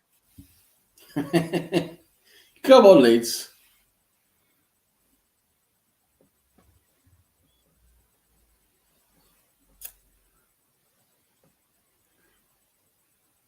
Stockport now 6-0 up. So they've only scored 2 in the second half. Yep. Disappointing, isn't it? Still, they got 20 minutes plus, 21 minutes plus injury stoppage time to go. Will we get? So there is a chance that we'll get the elusive 7-7 that I don't think we've ever seen in football. You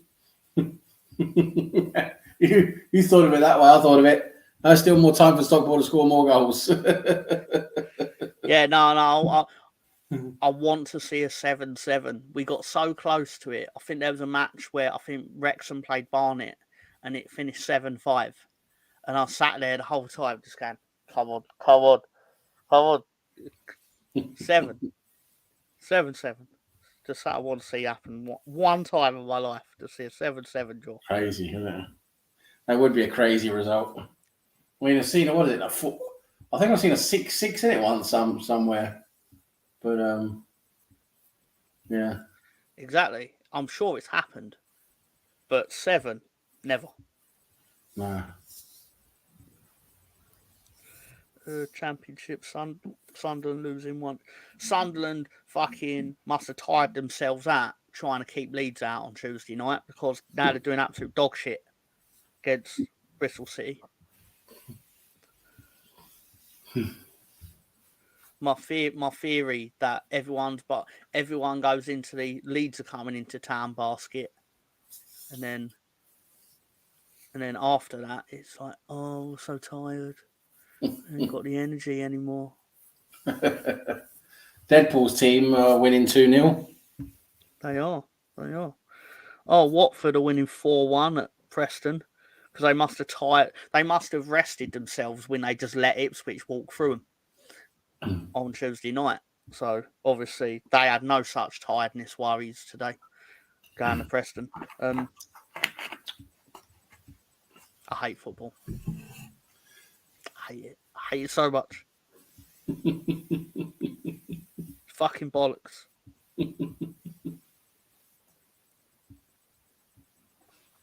Who did you go for in the upset pick? Nottingham Forest, because I hate football.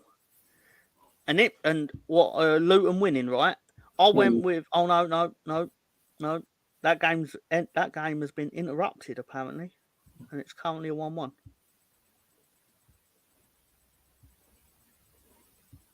Wonder what's going on there. Where? Play has been stopped. Where? Bournemouth. Oh.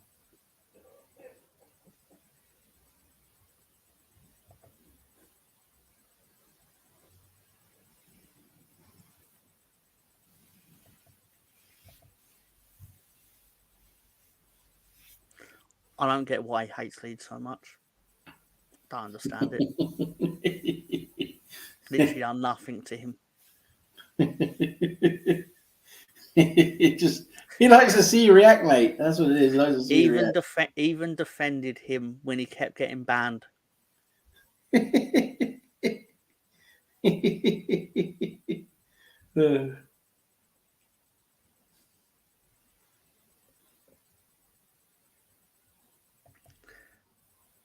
I am now going to be terrified on the 86th minute, of course, in case he's right. Colonel Ward, the time traveller. That doesn't sound very good at all.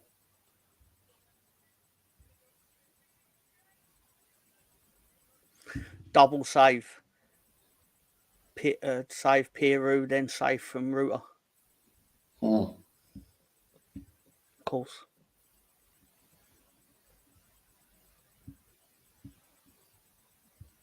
Middlesbrough 2-1 up. Must be a career day for the Coventry goalkeeper. Of course it is. Watford 4-1 up and Middlesbrough 2-1 up. Silvera has scored for Middlesbrough and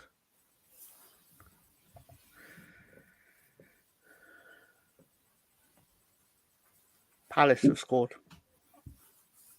Hey. Lateta.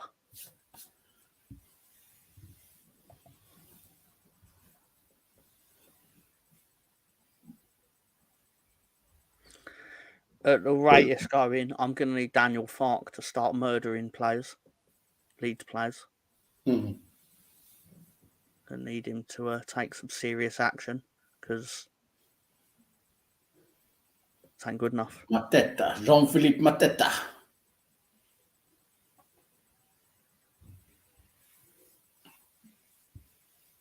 She's quite tasty, that Harriet Pryor. The reports from games on the old Soccer Saturday. Okay, let's have a look. Harriet Pryor.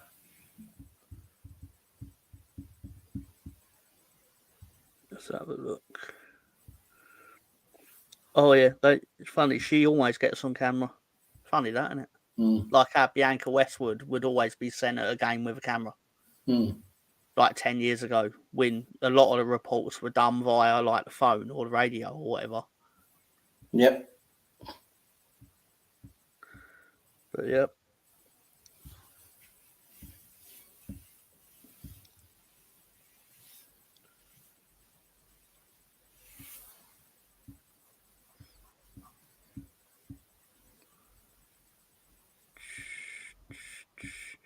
We have.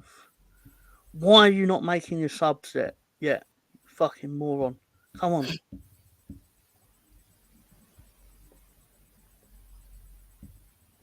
Ampadu in the book. Ampadu. So, what else is going on in the world of football? Not much.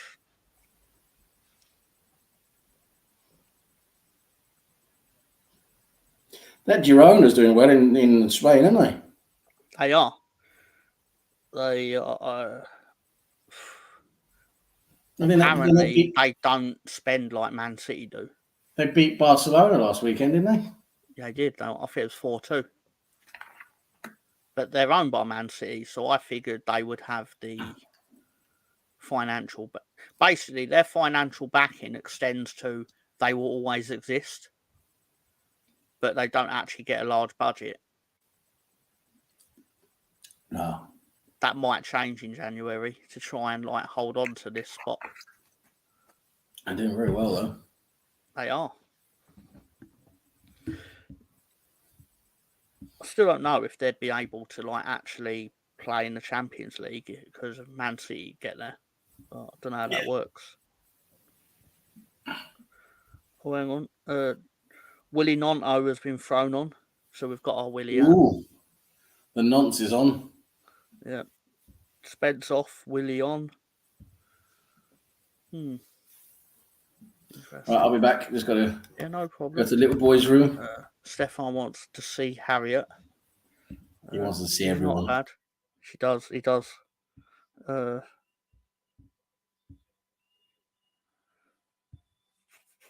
on, Leeds. Come on. I'm going to use Lord Greenwood's absence to pray for a Leeds goal.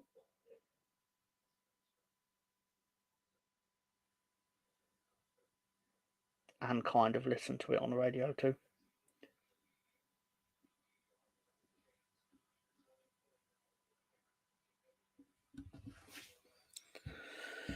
Oh well.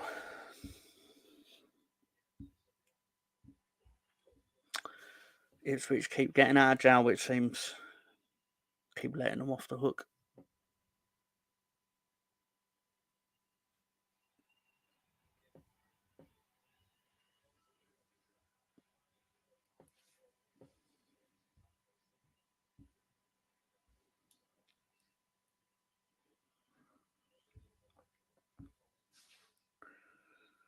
It's just on us to give them a beating on Saturday, hopefully. I don't know if we actually will, because Watford have scored again. 5-1. So it's a good afternoon for Watford, clearly. No more goals in the Premier League. Let's take a trip down to Scotland. 2-0 to Hearts still. Surprising. Genuinely surprising. I thought they'd have overturned it by now, in all truth.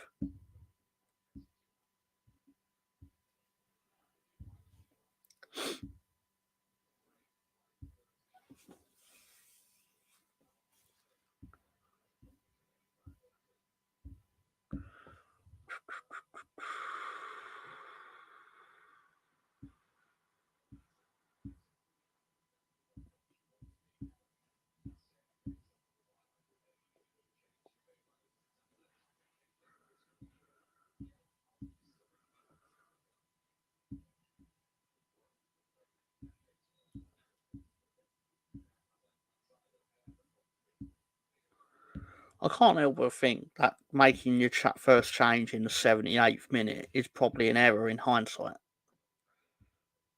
Not that I'm any kind of expert on it, but I just get a feeling you've got to give your subs a chance to actually get a feel for the game.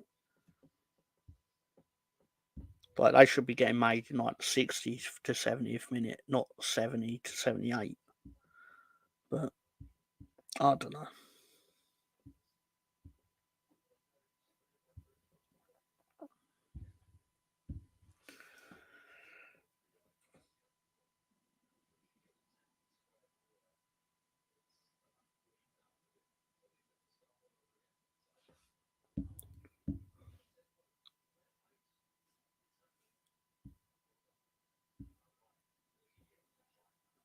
Plymouth have overturned their deficit against Rotherham.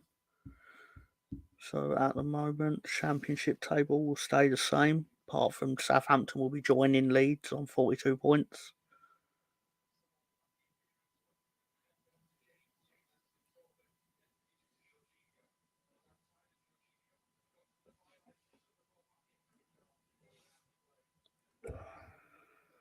Oh well.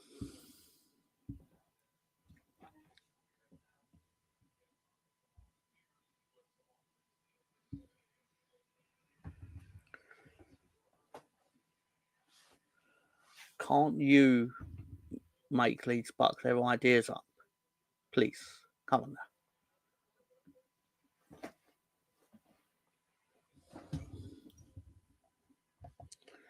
I hate you, Colonel. I hate you so much.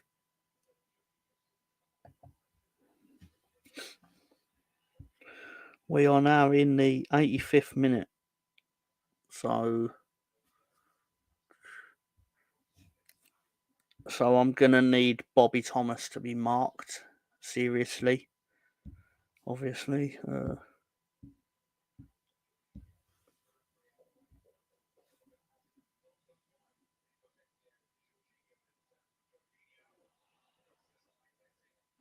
Side netting.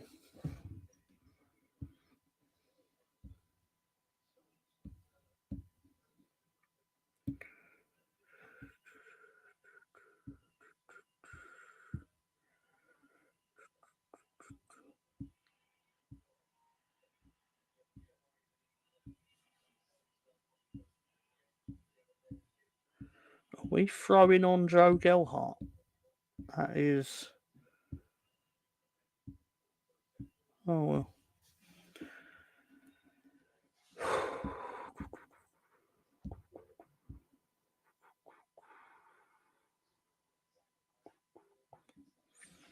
They're still not playing Bournemouth versus Luton, so let's have a look at why that has stopped.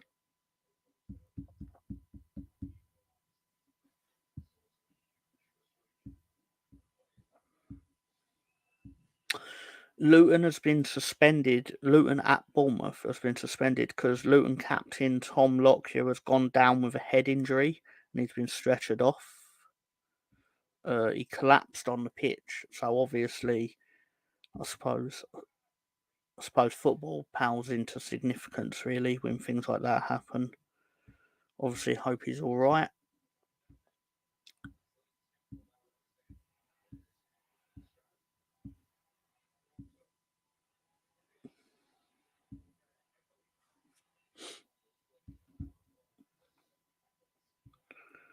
Apparently, he is alert and responsive now, so obviously that is a good sign. And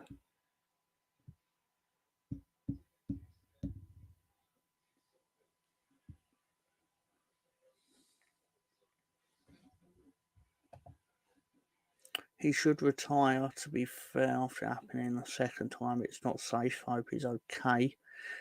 So it's not the first time this has happened to him.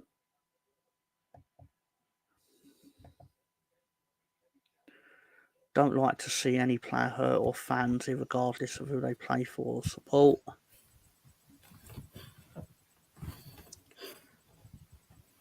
That is true. Stranraer, 3. Bonnyrigg Rose, 1. These Scottish names. Have some fascinating names up in Scotland. 89 minutes. Come on, Leeds. Please, God's sake.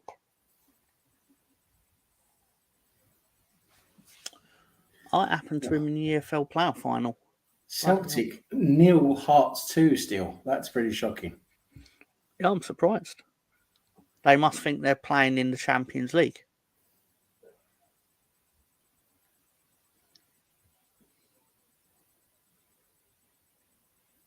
$3-0 Newcastle. Oh, they got third, did they? Big Dan Burn. 7-0 Stockport.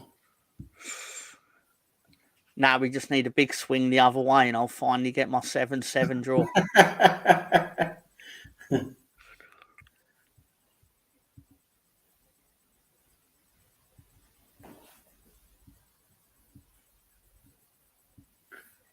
Sheffield Wednesday 1-1 against QPR.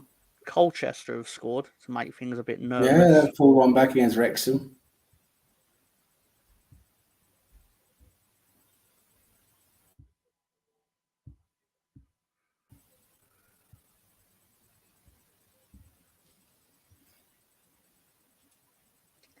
Remember when Celtic drew Whitehall Welfare in the Scottish Cup? No, but I'm sure you read about it on Wikipedia. Tom giving it large. Not giving it large. Just everything he brings up is stuff that you read on Wikipedia. Like, oh, Ipswich's history. It's like, yeah, I know it. I can read it.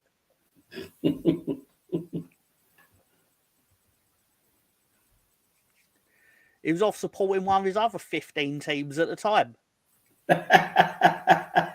Tom's not bitter at all. Tom's not bitter at all. I hate Ipswich for what they're doing to me, damn it. And he's very smug about it. That 4 minutes where Ipswich were beating Leeds in August, he was unbearable.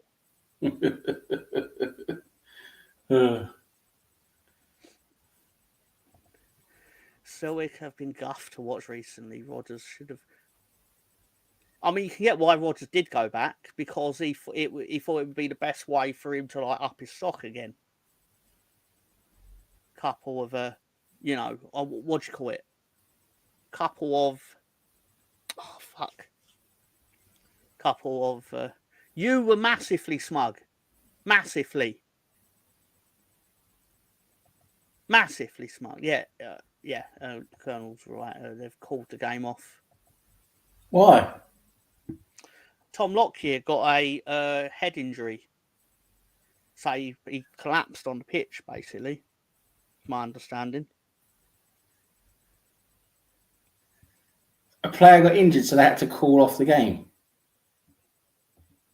We went down with a head injury. Yeah, well, can't you substitute him then? I had to stretcher him off.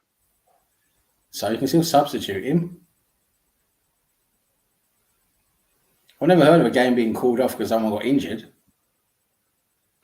Didn't they call off the Bolton-Tottenham game where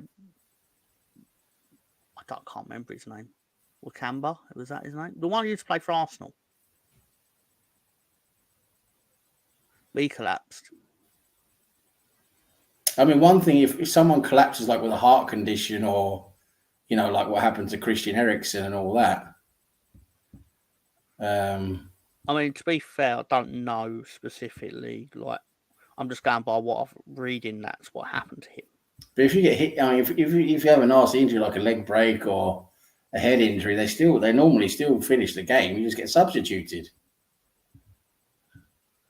I mean, obviously, I can't speak to what they're doing or why. No, I'm just wondering if that's the reason. I'm just trying to figure. Yeah, Mwamba. Yeah, Mwamba. That's it. Fabrice Mwamba, wasn't he? He was Arsenal. Yeah. Remember David Bust for Coventry? Peter Schmeichel puked his guts out when he saw his leg was all over the place. They still finished the game.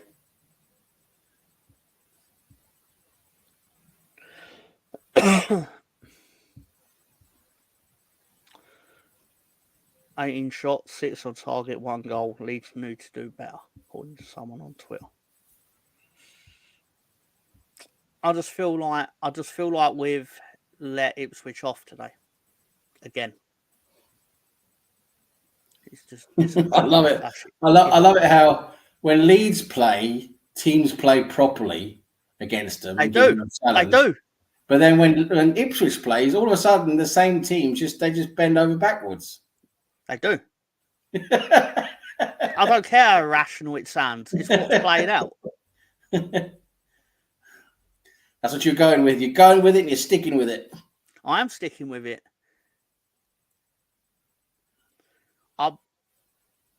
I'm pretty sure I could actually prove it just by if I did a Bielsa style dossier, where I'd be like, look how they set up against Ipswich, and then look how they set up against Leeds. I'd be like, it's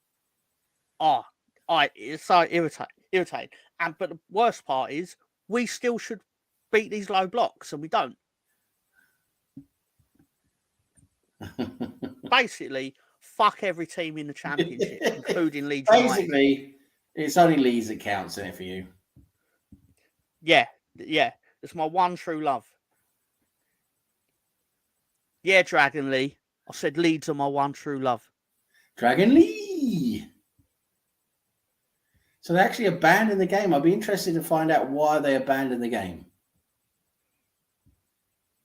Palace have a penalty, apparently, according to Stefan, if you can believe that old demented circus monkey. I suppose he's going to miss it, of course.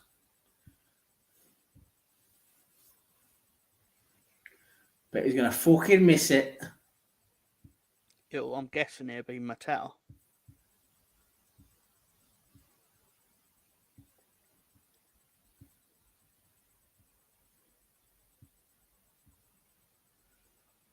Two-0 finish now, Chelsea.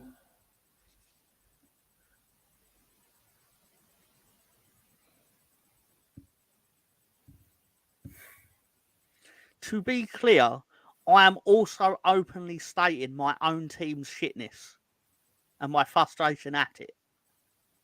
I'm not completely delusional. Nope. You're not. Just a little bit. No. You all know what I'm saying, really, because I bet there have been times where you sit and watch Arsenal and you're like, why didn't they play like this the previous week against someone else or whatever? Why didn't they play like Stockport? We're now 8-0 up. Exactly. 2-2, City Palace. Oh, that's interesting. Oh, it's Lovely, Michael lovely. Elise. Lovely jubbly. Inject it into my veins. Inject it into my veins. I want to know Russ's opinion on the awarding of the penalty. Russ, was it correct? The conspiracy against Arsenal that has potentially put Arsenal above Man City. The conspiracy is so vast and wide, it just affects every team as well as Arsenal. Yeah. Again, I don't know the official reasons why, but we obviously know it's around the injury of Tom Lockyer. Is it Lockyer? Is that how it's pronounced? No, he said it was in the Football League, that Lockyer thing. That's not. That was in the playoff final. He went off injured as well with a head injury. So it's a bit of an injury twat then. Apparently it's the second time. Well, it's got to be pretty damn bad then if they're going to abandon the game. If it's they can't just substitute. If it's really, really bad, life-threatening, okay, maybe they've done it because of that. I saw the manager, the Bournemouth manager, was crying at the end.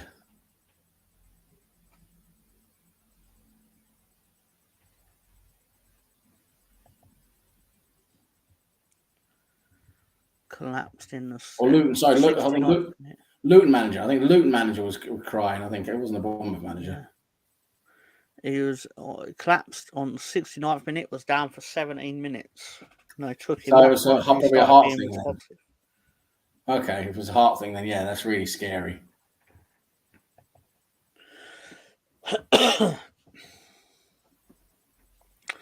Full time at Ellen Road. Cunts. Full time, eh? Bloody hell. The Sky Blues of Coventry get a point. So if you're going to whack your money on something, whack your money next week on Coventry to get absolutely destroyed by whoever they play. Yeah. Like Sunderland lost today. I believe they lost. They did lose. The heroes of Sunderland, after their heroic defensive display with their 9 defenders, have now now lost at 1-0 at Bristol City. Fuckers. Fuck them. I hate football. I hate its bullshit politics. I hate it's the fucking audacity of football teams to dare to try and beat Leeds United, but then not beat Ipswich. Fucking cunts. Pricks. And as we can hear, ladies and gentlemen, losers. As we can hear, ladies and gentlemen, Leeds have not won the football game today. They have drawn at home against Coventry. Mr. Ross is not pleased. He is using profanities and a lot of derogatory words.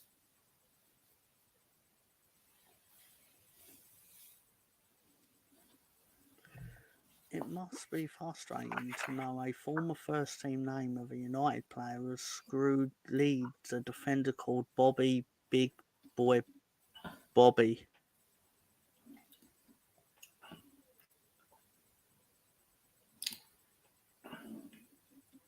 I don't even know what that means. Oh, it's kerning that you got to. You're kerning, I don't know what anything means.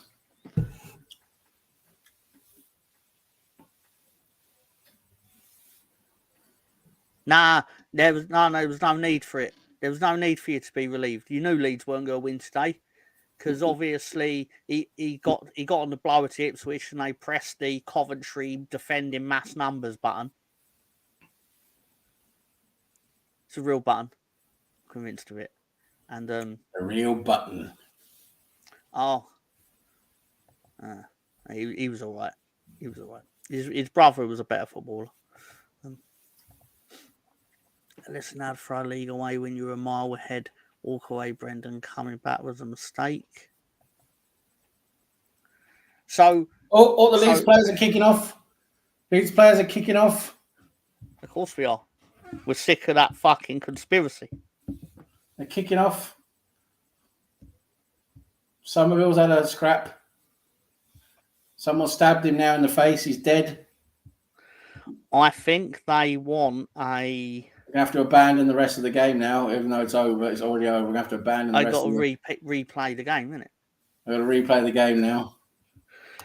They're all trying to collect cards so they can have Christmas Boxing Day off or whatever. Yeah, that's what it is. They want Reds, especially little Nonso. He's a right little goer. See, Ashley Johnson on Twitter has wrote, "Time to question Fark. 46 games, all just to lose to Southampton in a playoff final will be magical. And I love magic." Oh, fisticuffs. 21 shots, 6 on target, 65% possession. And a partridge in a pear tree. That's pure Leeds. Dr. Leeds. Dr. Leeds are back. Dr. Leeds. I see what you did there. But Leeds were showing more fight after the game. Not supposed to do that. It's not supposed to do that. That got me. Well, we can't say he's wrong. He's really not.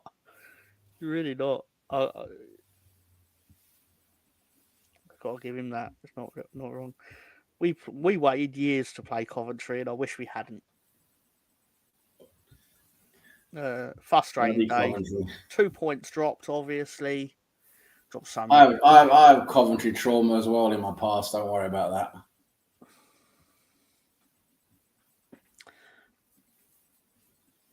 Is that the Mickey Quinn 3 goals on the first day of the 92-93 season? That was like one of the first seasons. I'm just going to set the scene here.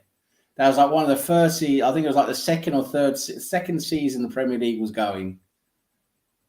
And that was when I was really into Arsenal, really into football. I had posters all over my walls.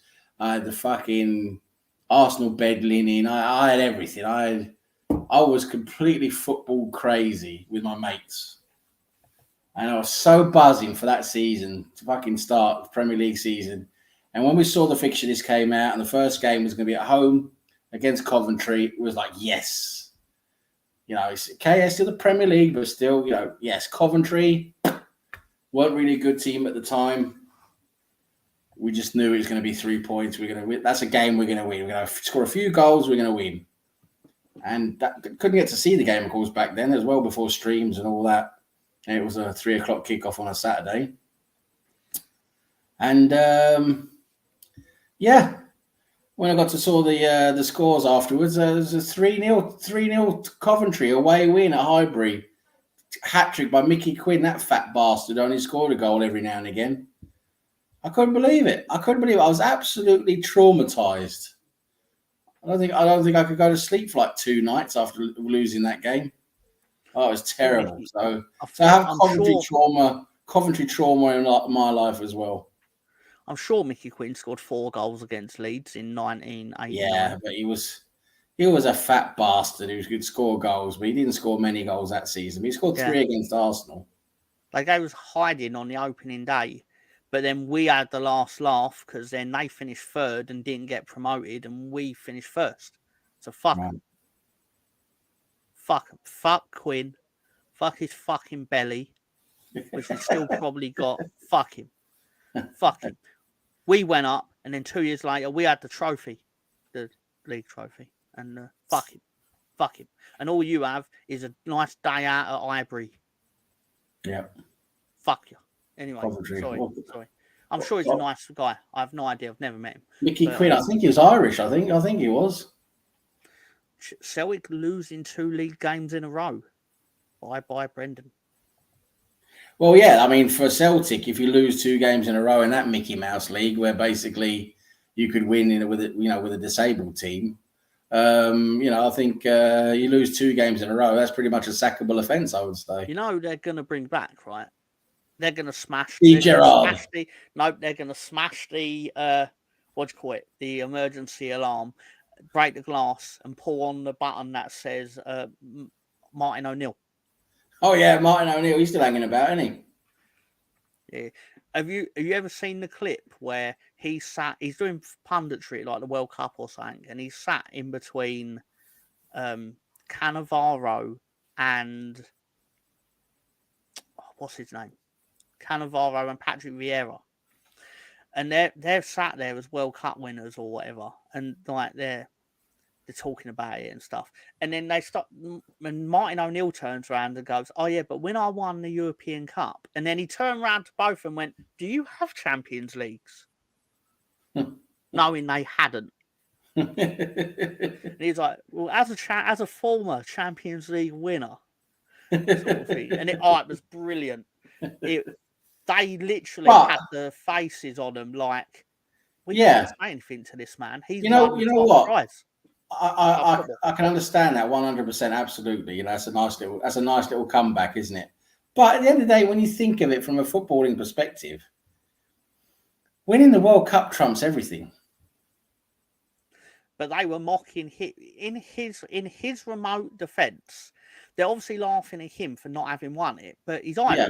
So why would he ever have a chance of winning it? I know that. I'm just saying. It's just yeah.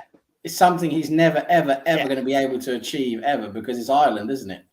But to be fair, neither will probably Erling Haaland, and he's probably going to go down as like the greatest striker ever, probably. Well, we'll see about that. I think they're going heavily for the Champions League.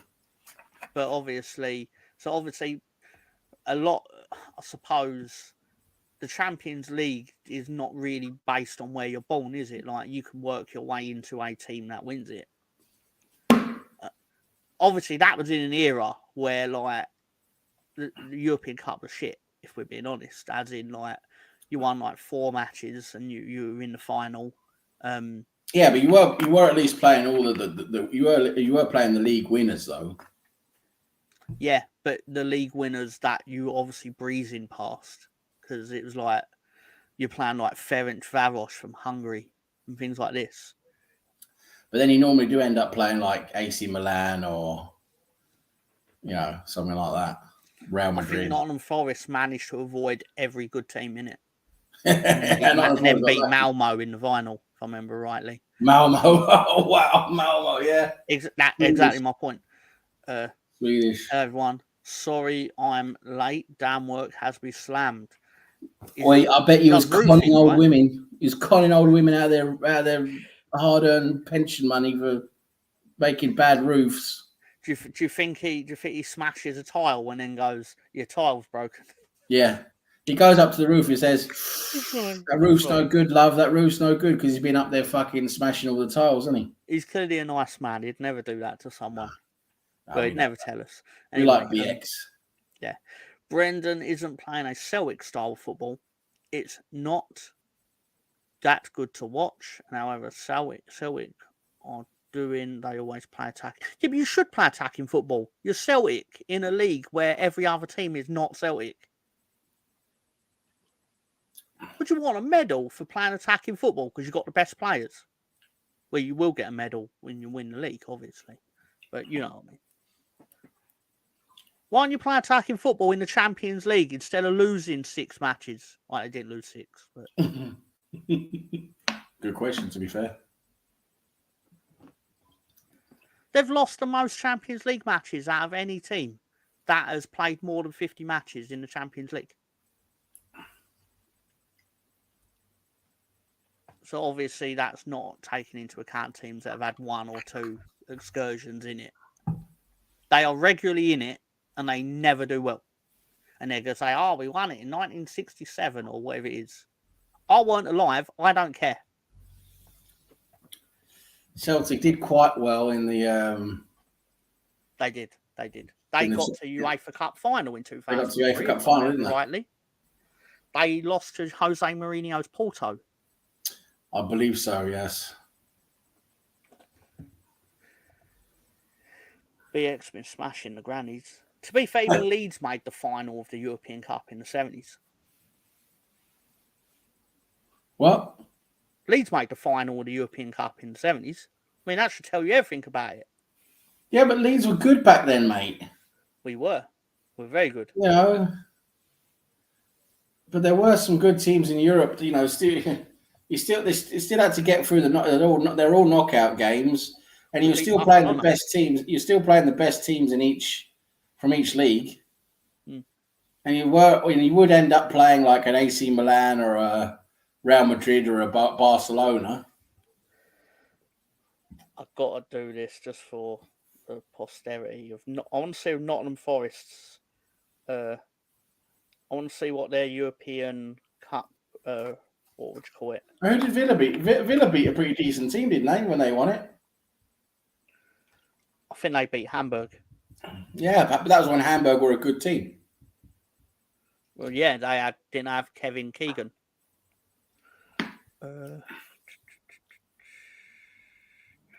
Nottingham. Do you know where Nottingham Forest finished? The year they won the European. No, hang on, that was the year before. Sorry, forget that. They finished 5th the year they won the European Cup. But competitions. Let's have a look at their Champions League run. They played Oster of Sweden,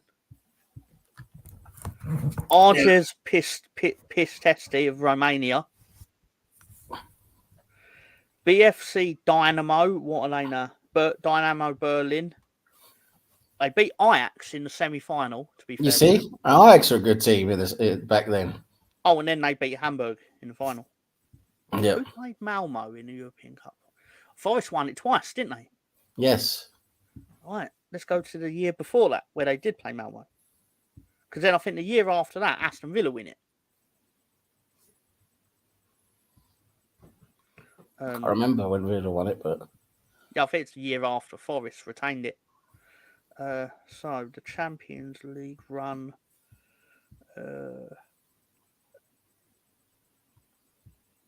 What am I doing?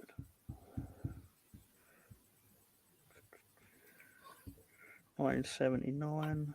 Right, okay, let's see how they did. Right, there's no record of it. Forget that.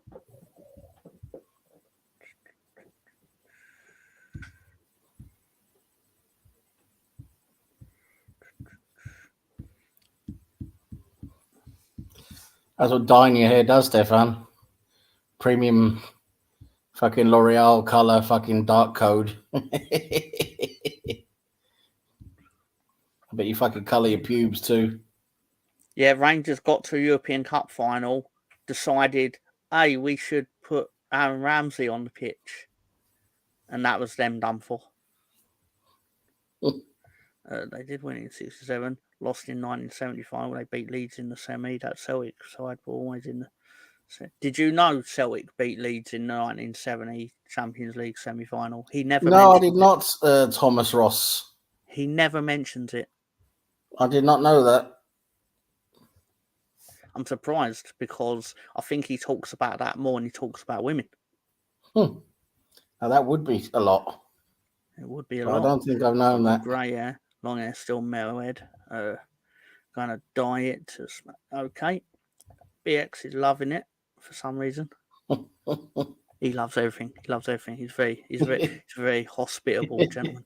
Dyed it when I He's was loving 20. it. McDonald's. Okay, so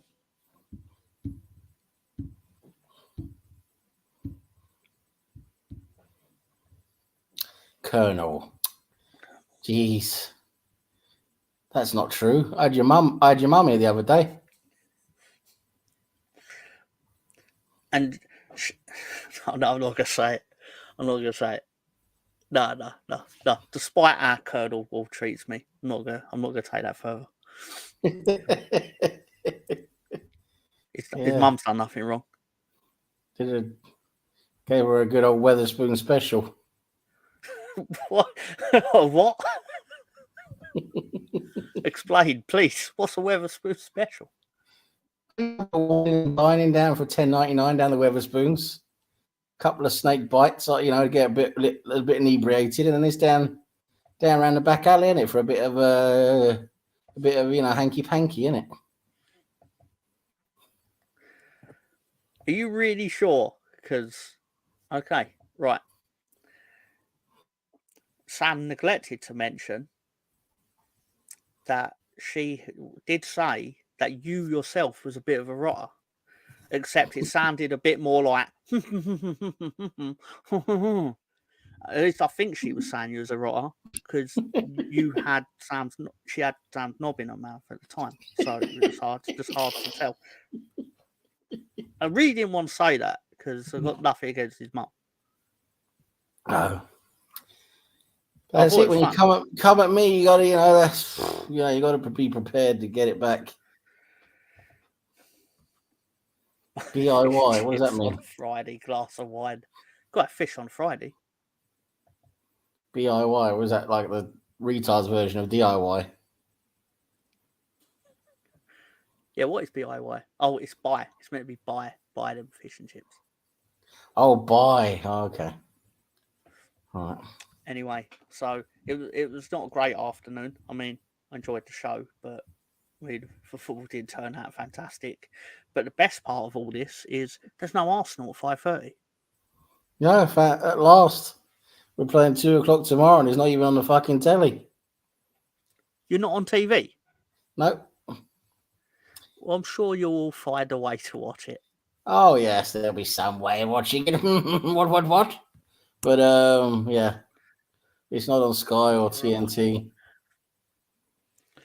Well, I'm sure there'll be multiple watch-alongs of people that also aren't able to watch the game. Yes, there will definitely be a watch-along, I think, of that. And I think, did you? I don't know if you know, Russ, but did you know that you are now a member of Ryan's channel? Ryan got, I think he got 10 free. YouTube gave him 10 free memberships. Right. And he distributed them like 5 of bits at random. Right. And I believe Russ was one of the winners. Right. And me? I don't believe you. Was you one of the winners? I don't know. You just said. I thought you said I was. No, Russ. Oh, Russ. Because obviously it got distributed among his subscribers, and that people were. Oh, he did know that. He found out this morning. So, in case you did not know, basically Russ was the only one that I recognised as I know that person. I don't know how long it lasts for or anything like that. Like, I don't know the ins and outs. It was just a thing that YouTube are doing to promote the memberships, I think. Yeah. I feel kind of bad. Lucky bugger. What did you get though for being a member? Or did you get? I think you get to post the Eddie and Ketty emoji. Oh, is that what you have to pay for? Is it? He only charges £1.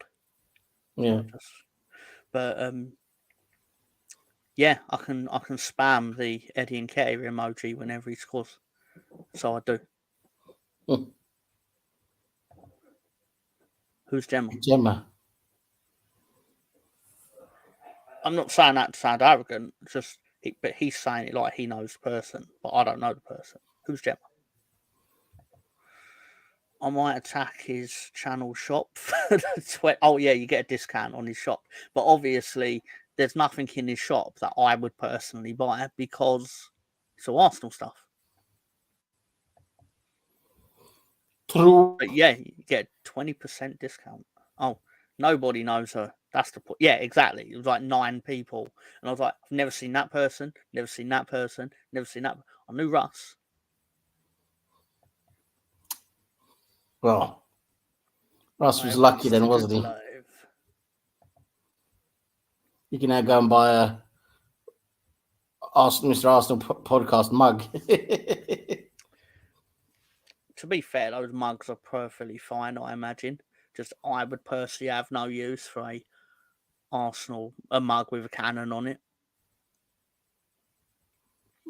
I only went on Stan's Etsy shop because he added a wrestling merch on it before the WWE sent him a cease and desist, which is factually true. That did happen. Bloody hell, man. Yeah. They basically like, stop using our intellectual property on your Etsy shop. So he did. They are very litigious. But they are. And yeah, but I already bought the mug, so you can't come for me, Vince. That reminds me of my dad. Some people they just don't think they're just so thick, and they won't take any advice either, you know. So my dad, way back, we're going back some years now, and he wanted to start like a little business on the side for himself, and so basically, because he did a lot of picture restoration and stuff like that, a lot of art restoration and things like that, he wanted to get some old like pieces of art and stuff like that, you know, not valuable stuff, just cheap stuff, and just sort of like clean it up and make it look a bit better with a better frame and that, and then just like sell it off. Like you'd buy it really dirt cheap from a car boot or whatever, clean it, put on a better frame or whatever, make it look a lot nicer, and maybe sell it for like 50 quid or something like that, you know, 100 quid. He was into all that, and so he started his own little business. It's gonna be like an online auction type thing. Well, not like an online auction, like an online shop. It was back then when they started putting on, you know, the online shop was quite new. And so he's like, yeah, so I've got to find a name for it and all that. And I said, yeah, okay, I'll find a name. He said, this is in Norway, remember? So we're going back, this is in Norway. So yeah, this is why I think he thought he could get away with it without thinking. He was like, oh, I think I call it Sotheby's. And I'm like, what? What? You're going to call it Sotheby's? There's already a Sotheby's. You know that. He said, yeah, but there's not a Sotheby's in Norway. And I said, it doesn't matter. It's still a trademark. And he's like, they're not going to find out. We're in Norway. And I said, I bet you 100% they will find out. And he's like, no, they won't. No, they don't care about Norway, blah, blah, blah. Anyway, so you know what happens? And I'm actually quite impressed with how they work. So he registered a company called Sotheby's, made a crappy little, got me to help him put together this crappy little, like, you know, self-made website back then, you know, with a stupid, ugly template, you know, one of those first template ones you would just like put a few crappy pictures in and off you go, you know. Clip art. And it was cool. It was actually called Sotheby's.no, you know, for Norway. Yeah. And it's and literally, like, Dad was like, oh, yeah, this is going to be great. This is amazing. And then literally, like 2 months later, I kid you not, it only took 2 months. We got this letter in the post, and it was a cease and desist order from Sotheby's lawyers. It was from Sotheby's. I'm actually crying. It was like, yeah, you can't, yeah, we have the trademark for all our names, blah, blah. You can't call yourself that, blah, blah, blah. It doesn't matter where you are. But Dad was like, bloody hell. How can they do that? And I said, I told you, you twat. I said, you can't bloody do that. Oh, it shows you how stubborn parents are, honestly. He should have called it Sother and then Bees. Like, it's legally different, the best type of different. As soon as because it's a Norwegian website. Exactly. He thought it's just because it's a Norwegian website, you know, they wouldn't see it, they wouldn't notice it because it's all Sotheby's UK, US, and all that. I was like, it doesn't matter. It will come up in the search. I tried to tell him about what a search engine was. He didn't know all about all of that and stuff. And I was like, oh god. Yeah, it took 2 months, but it shows you how quick they work with, checking all that stuff out. It literally only took like 2 months, and we got that I wonder letter what from them. happened. I wonder what alerted them to the crime as such. I don't know. I really don't know how. Yeah, it's like someone's doing searches. I don't know. It's actually quite impressive how they found out so quickly. They might have accidentally typed NO instead of .co.uk or whatever, and then been like, motherfucker, what? Well, probably every now and again they would, and probably and it was like we were like unlucky with the timing of it. But every now and again they did search, and they see what comes up for Sotheby's, and something comes up they're not aware of. Oh, brilliant! Their search engine was emergency response. Yeah, basically.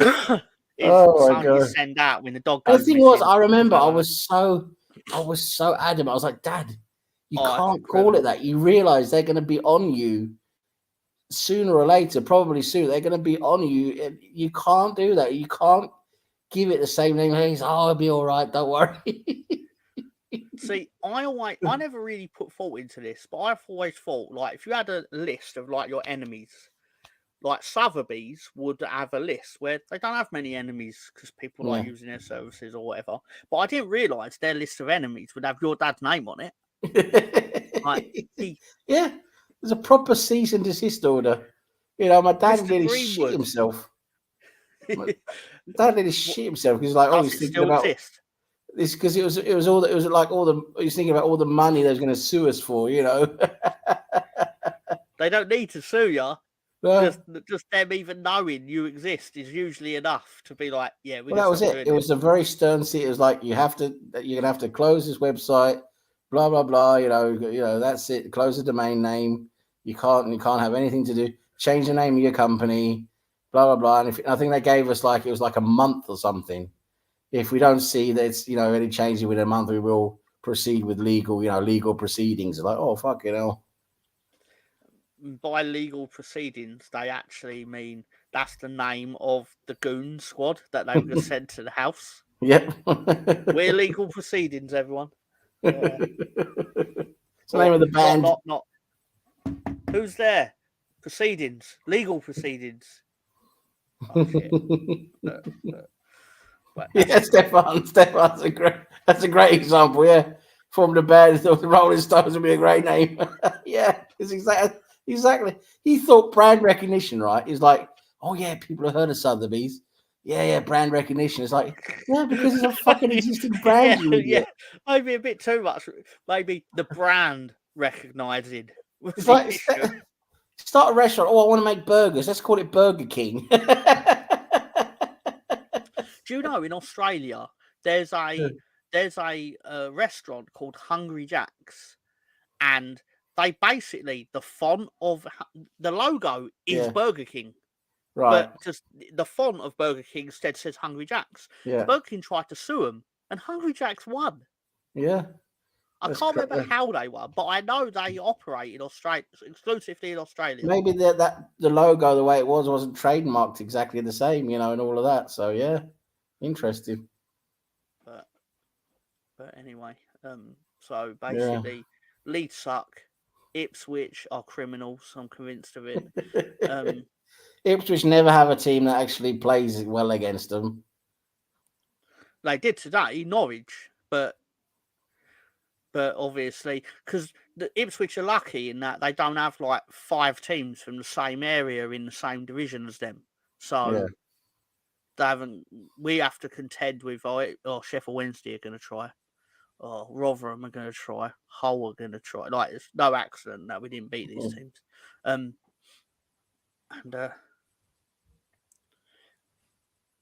I just hate Ipswich, really. I mean, that's the end of it. That's the be-all end of it. I just hate Ipswich. Really, absolutely hate Ipswich. I hate Ipswich. And it's not even footballing reasons. It's mainly because of Stefan. Stefan. Stefan is Ipswich. Yeah, because he doesn't represent the club with the class and the grandeur that I would expect of a team that's won in Europe and brought the world Sir Bobby Robson. Good old Sir Bobby. What a guy. Stop making excuses. Leeds are just shy, and Bobby scored a belter. You didn't even know this Bobby fella until about an hour ago.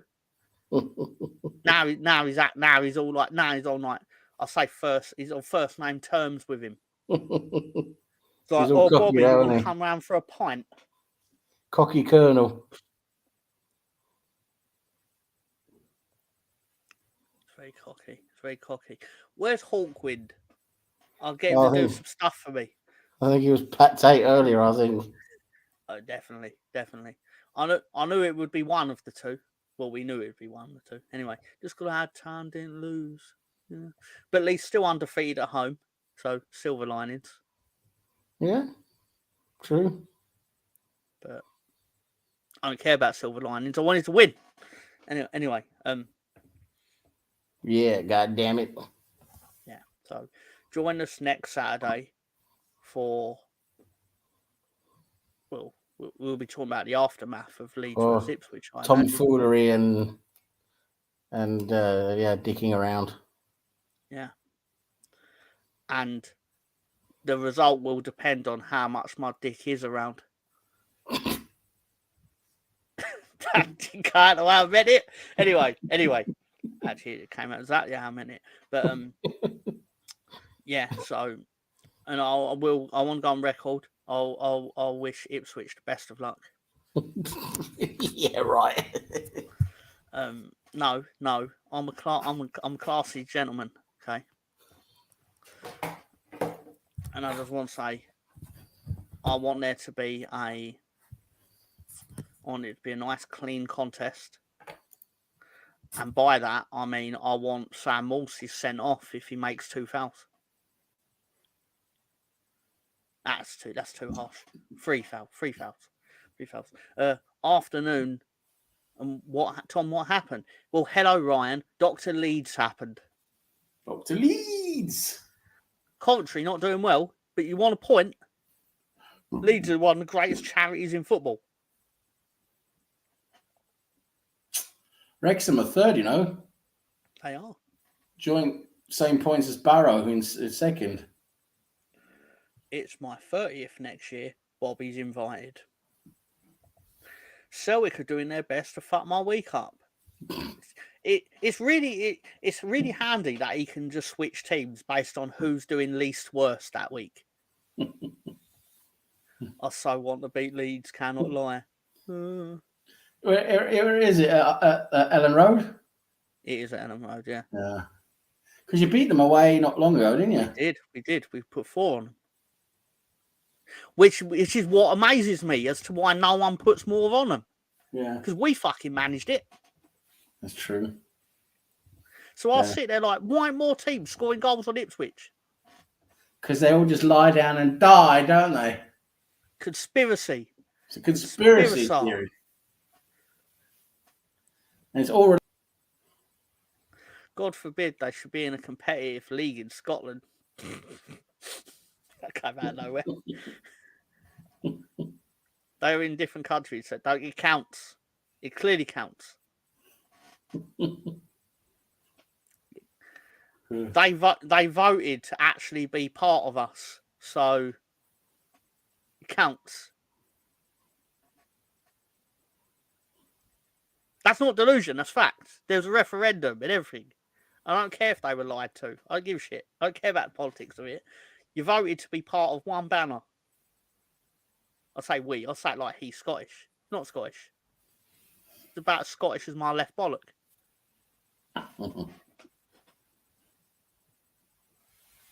Scottish. I am kind of Scottish. Are you a wee Scottish lad? Anyway. The important thing is, I hope everyone has a lovely Christmas. If I don't see you, I'm going to be back next week. Everyone has a lovely Christmas, except Ipswich. That's not true. It's not true. Not true. I'd never do that to Stefan. City did bottle it today. How'd you go 2-0 up on Crystal Palace and not win? How do you go 2-0 up against Crystal Palace when you've got 115 charges dangling over your head and the money you've spent to acquire those charges and then not win? The point of cheating is you're meant to succeed from it. Yeah. And they haven't. Well, not today. Not today. Today, the good guys won in the Premier League. It's not true. It's not true. Arsenal and Liverpool, the battle for the title, it seems. Oh, no. Bit early for that, I think. That feels a bit dirty. Bit early. As long as Tom's happy, I'll watch EFL highlights now. Why you got to do me like that? God, in front of my penguin as well. Penguin's gone. I'm sorry. I'm still reliving PTSD of Bobby Thomas scoring against my team. All right.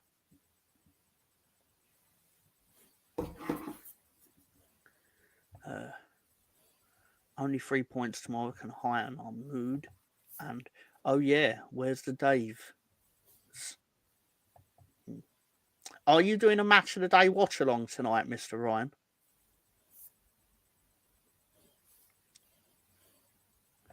In the stream, who's Dave? Oh, it's expressions, isn't it? Dave, blood, in the stream, blood. Dave, you're killing me, Dave. Dave, they're laughing at us. It sounds like that. Yeah. I don't know how he does it. Dave, he's expressions is actually funny. He's actually funny. I quite like watching him, actually. I'll tell you what happened, right? When Leeds beat Spurs 3-1 it would have been during the lockdown, just after, so it would have obviously been May 2021, sorry. I came home from work and then literally watched the match. Because I knew it would go from bad to worse for him the entire time. And yeah, just he says a lot of funny stuff. Yep. He was like, how can you leave Rodrigo in space like that? Hey fam, hey blood, hey fam. Fam, you can't let Rafinha run down the wing like that. Oh, he's funny. I can't believe that man plays for my team. Anyway. Says a lot of funny stuff. Why are you ready to wrap it up? I am. I'll answer this. Why was Liv Morgan arrested? I can actually I was going to read this out on Wednesday, but I can give you the answer now. I'll do it. Excuse me 1 second. She was arrested after a traffic stop. She was arrested for possession of marijuana, not more than 20 grams, and possession of drugs, possibly a synthetic cannabinoid. She's already been bonded out. Wait till you see her mugshot. I'm going to show it on Wednesday. Jeez. Put it this way. She looks better in her mugshot than I've ever looked in my entire life, and I'm upset about it. Wow. It's one of those. But yeah, basically she's a wrestler, and she's been arrested for drug possession. Anyway, don't care who you support. If you're right with me or just plain amusing, it's good enough. Well, luckily, I'm mildly amusing then. I don't know if it's plain or flavoured or whatever, but no, I don't know. Anyway, have a good night, everyone. Take care. Do you want to say bye to your audience, Mr. Greenwood? Yeah, I just want to say good night to everybody. Hope you all have a lovely Saturday evening. Thanks for taking part. Good to see everyone, all the regulars as usual. We have the penguin back now. There he is, old Derek. And let's hope Arsenal do the job tomorrow. 3 points, back on track tomorrow. Can't really lose any more ground at the moment. We need to keep up the pressure. And yeah, hope everyone has a great rest of your Saturday, a great weekend. Up the Gunners. I'll see you again soon. Do you ever feel unsettled now that he's staring at you? He is staring at me, ain't he, the little bastard? He's like, I wonder how long it'd take me to eat him. Really? I just shot 700 of your cousins down there in Antarctica. Don't you look at me like that. Yeah. So I was considering actually compiling a slideshow of wrestlers' mugshots and the various criminal activities, but I'm probably too tired. I've been too lazy for that. Yeah. So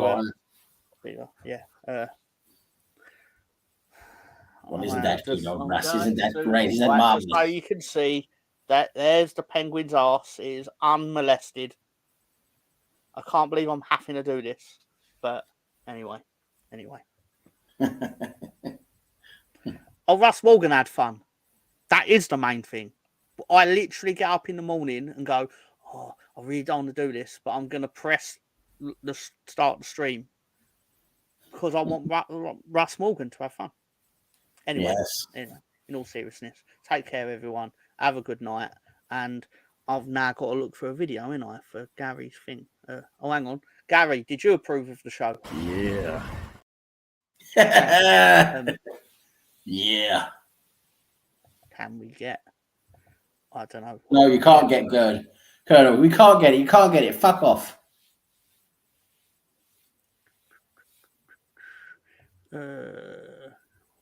All right. Have a good night, everyone. Good night. Life is a journey. Don't waste your trip. Enjoy the ride. There you go.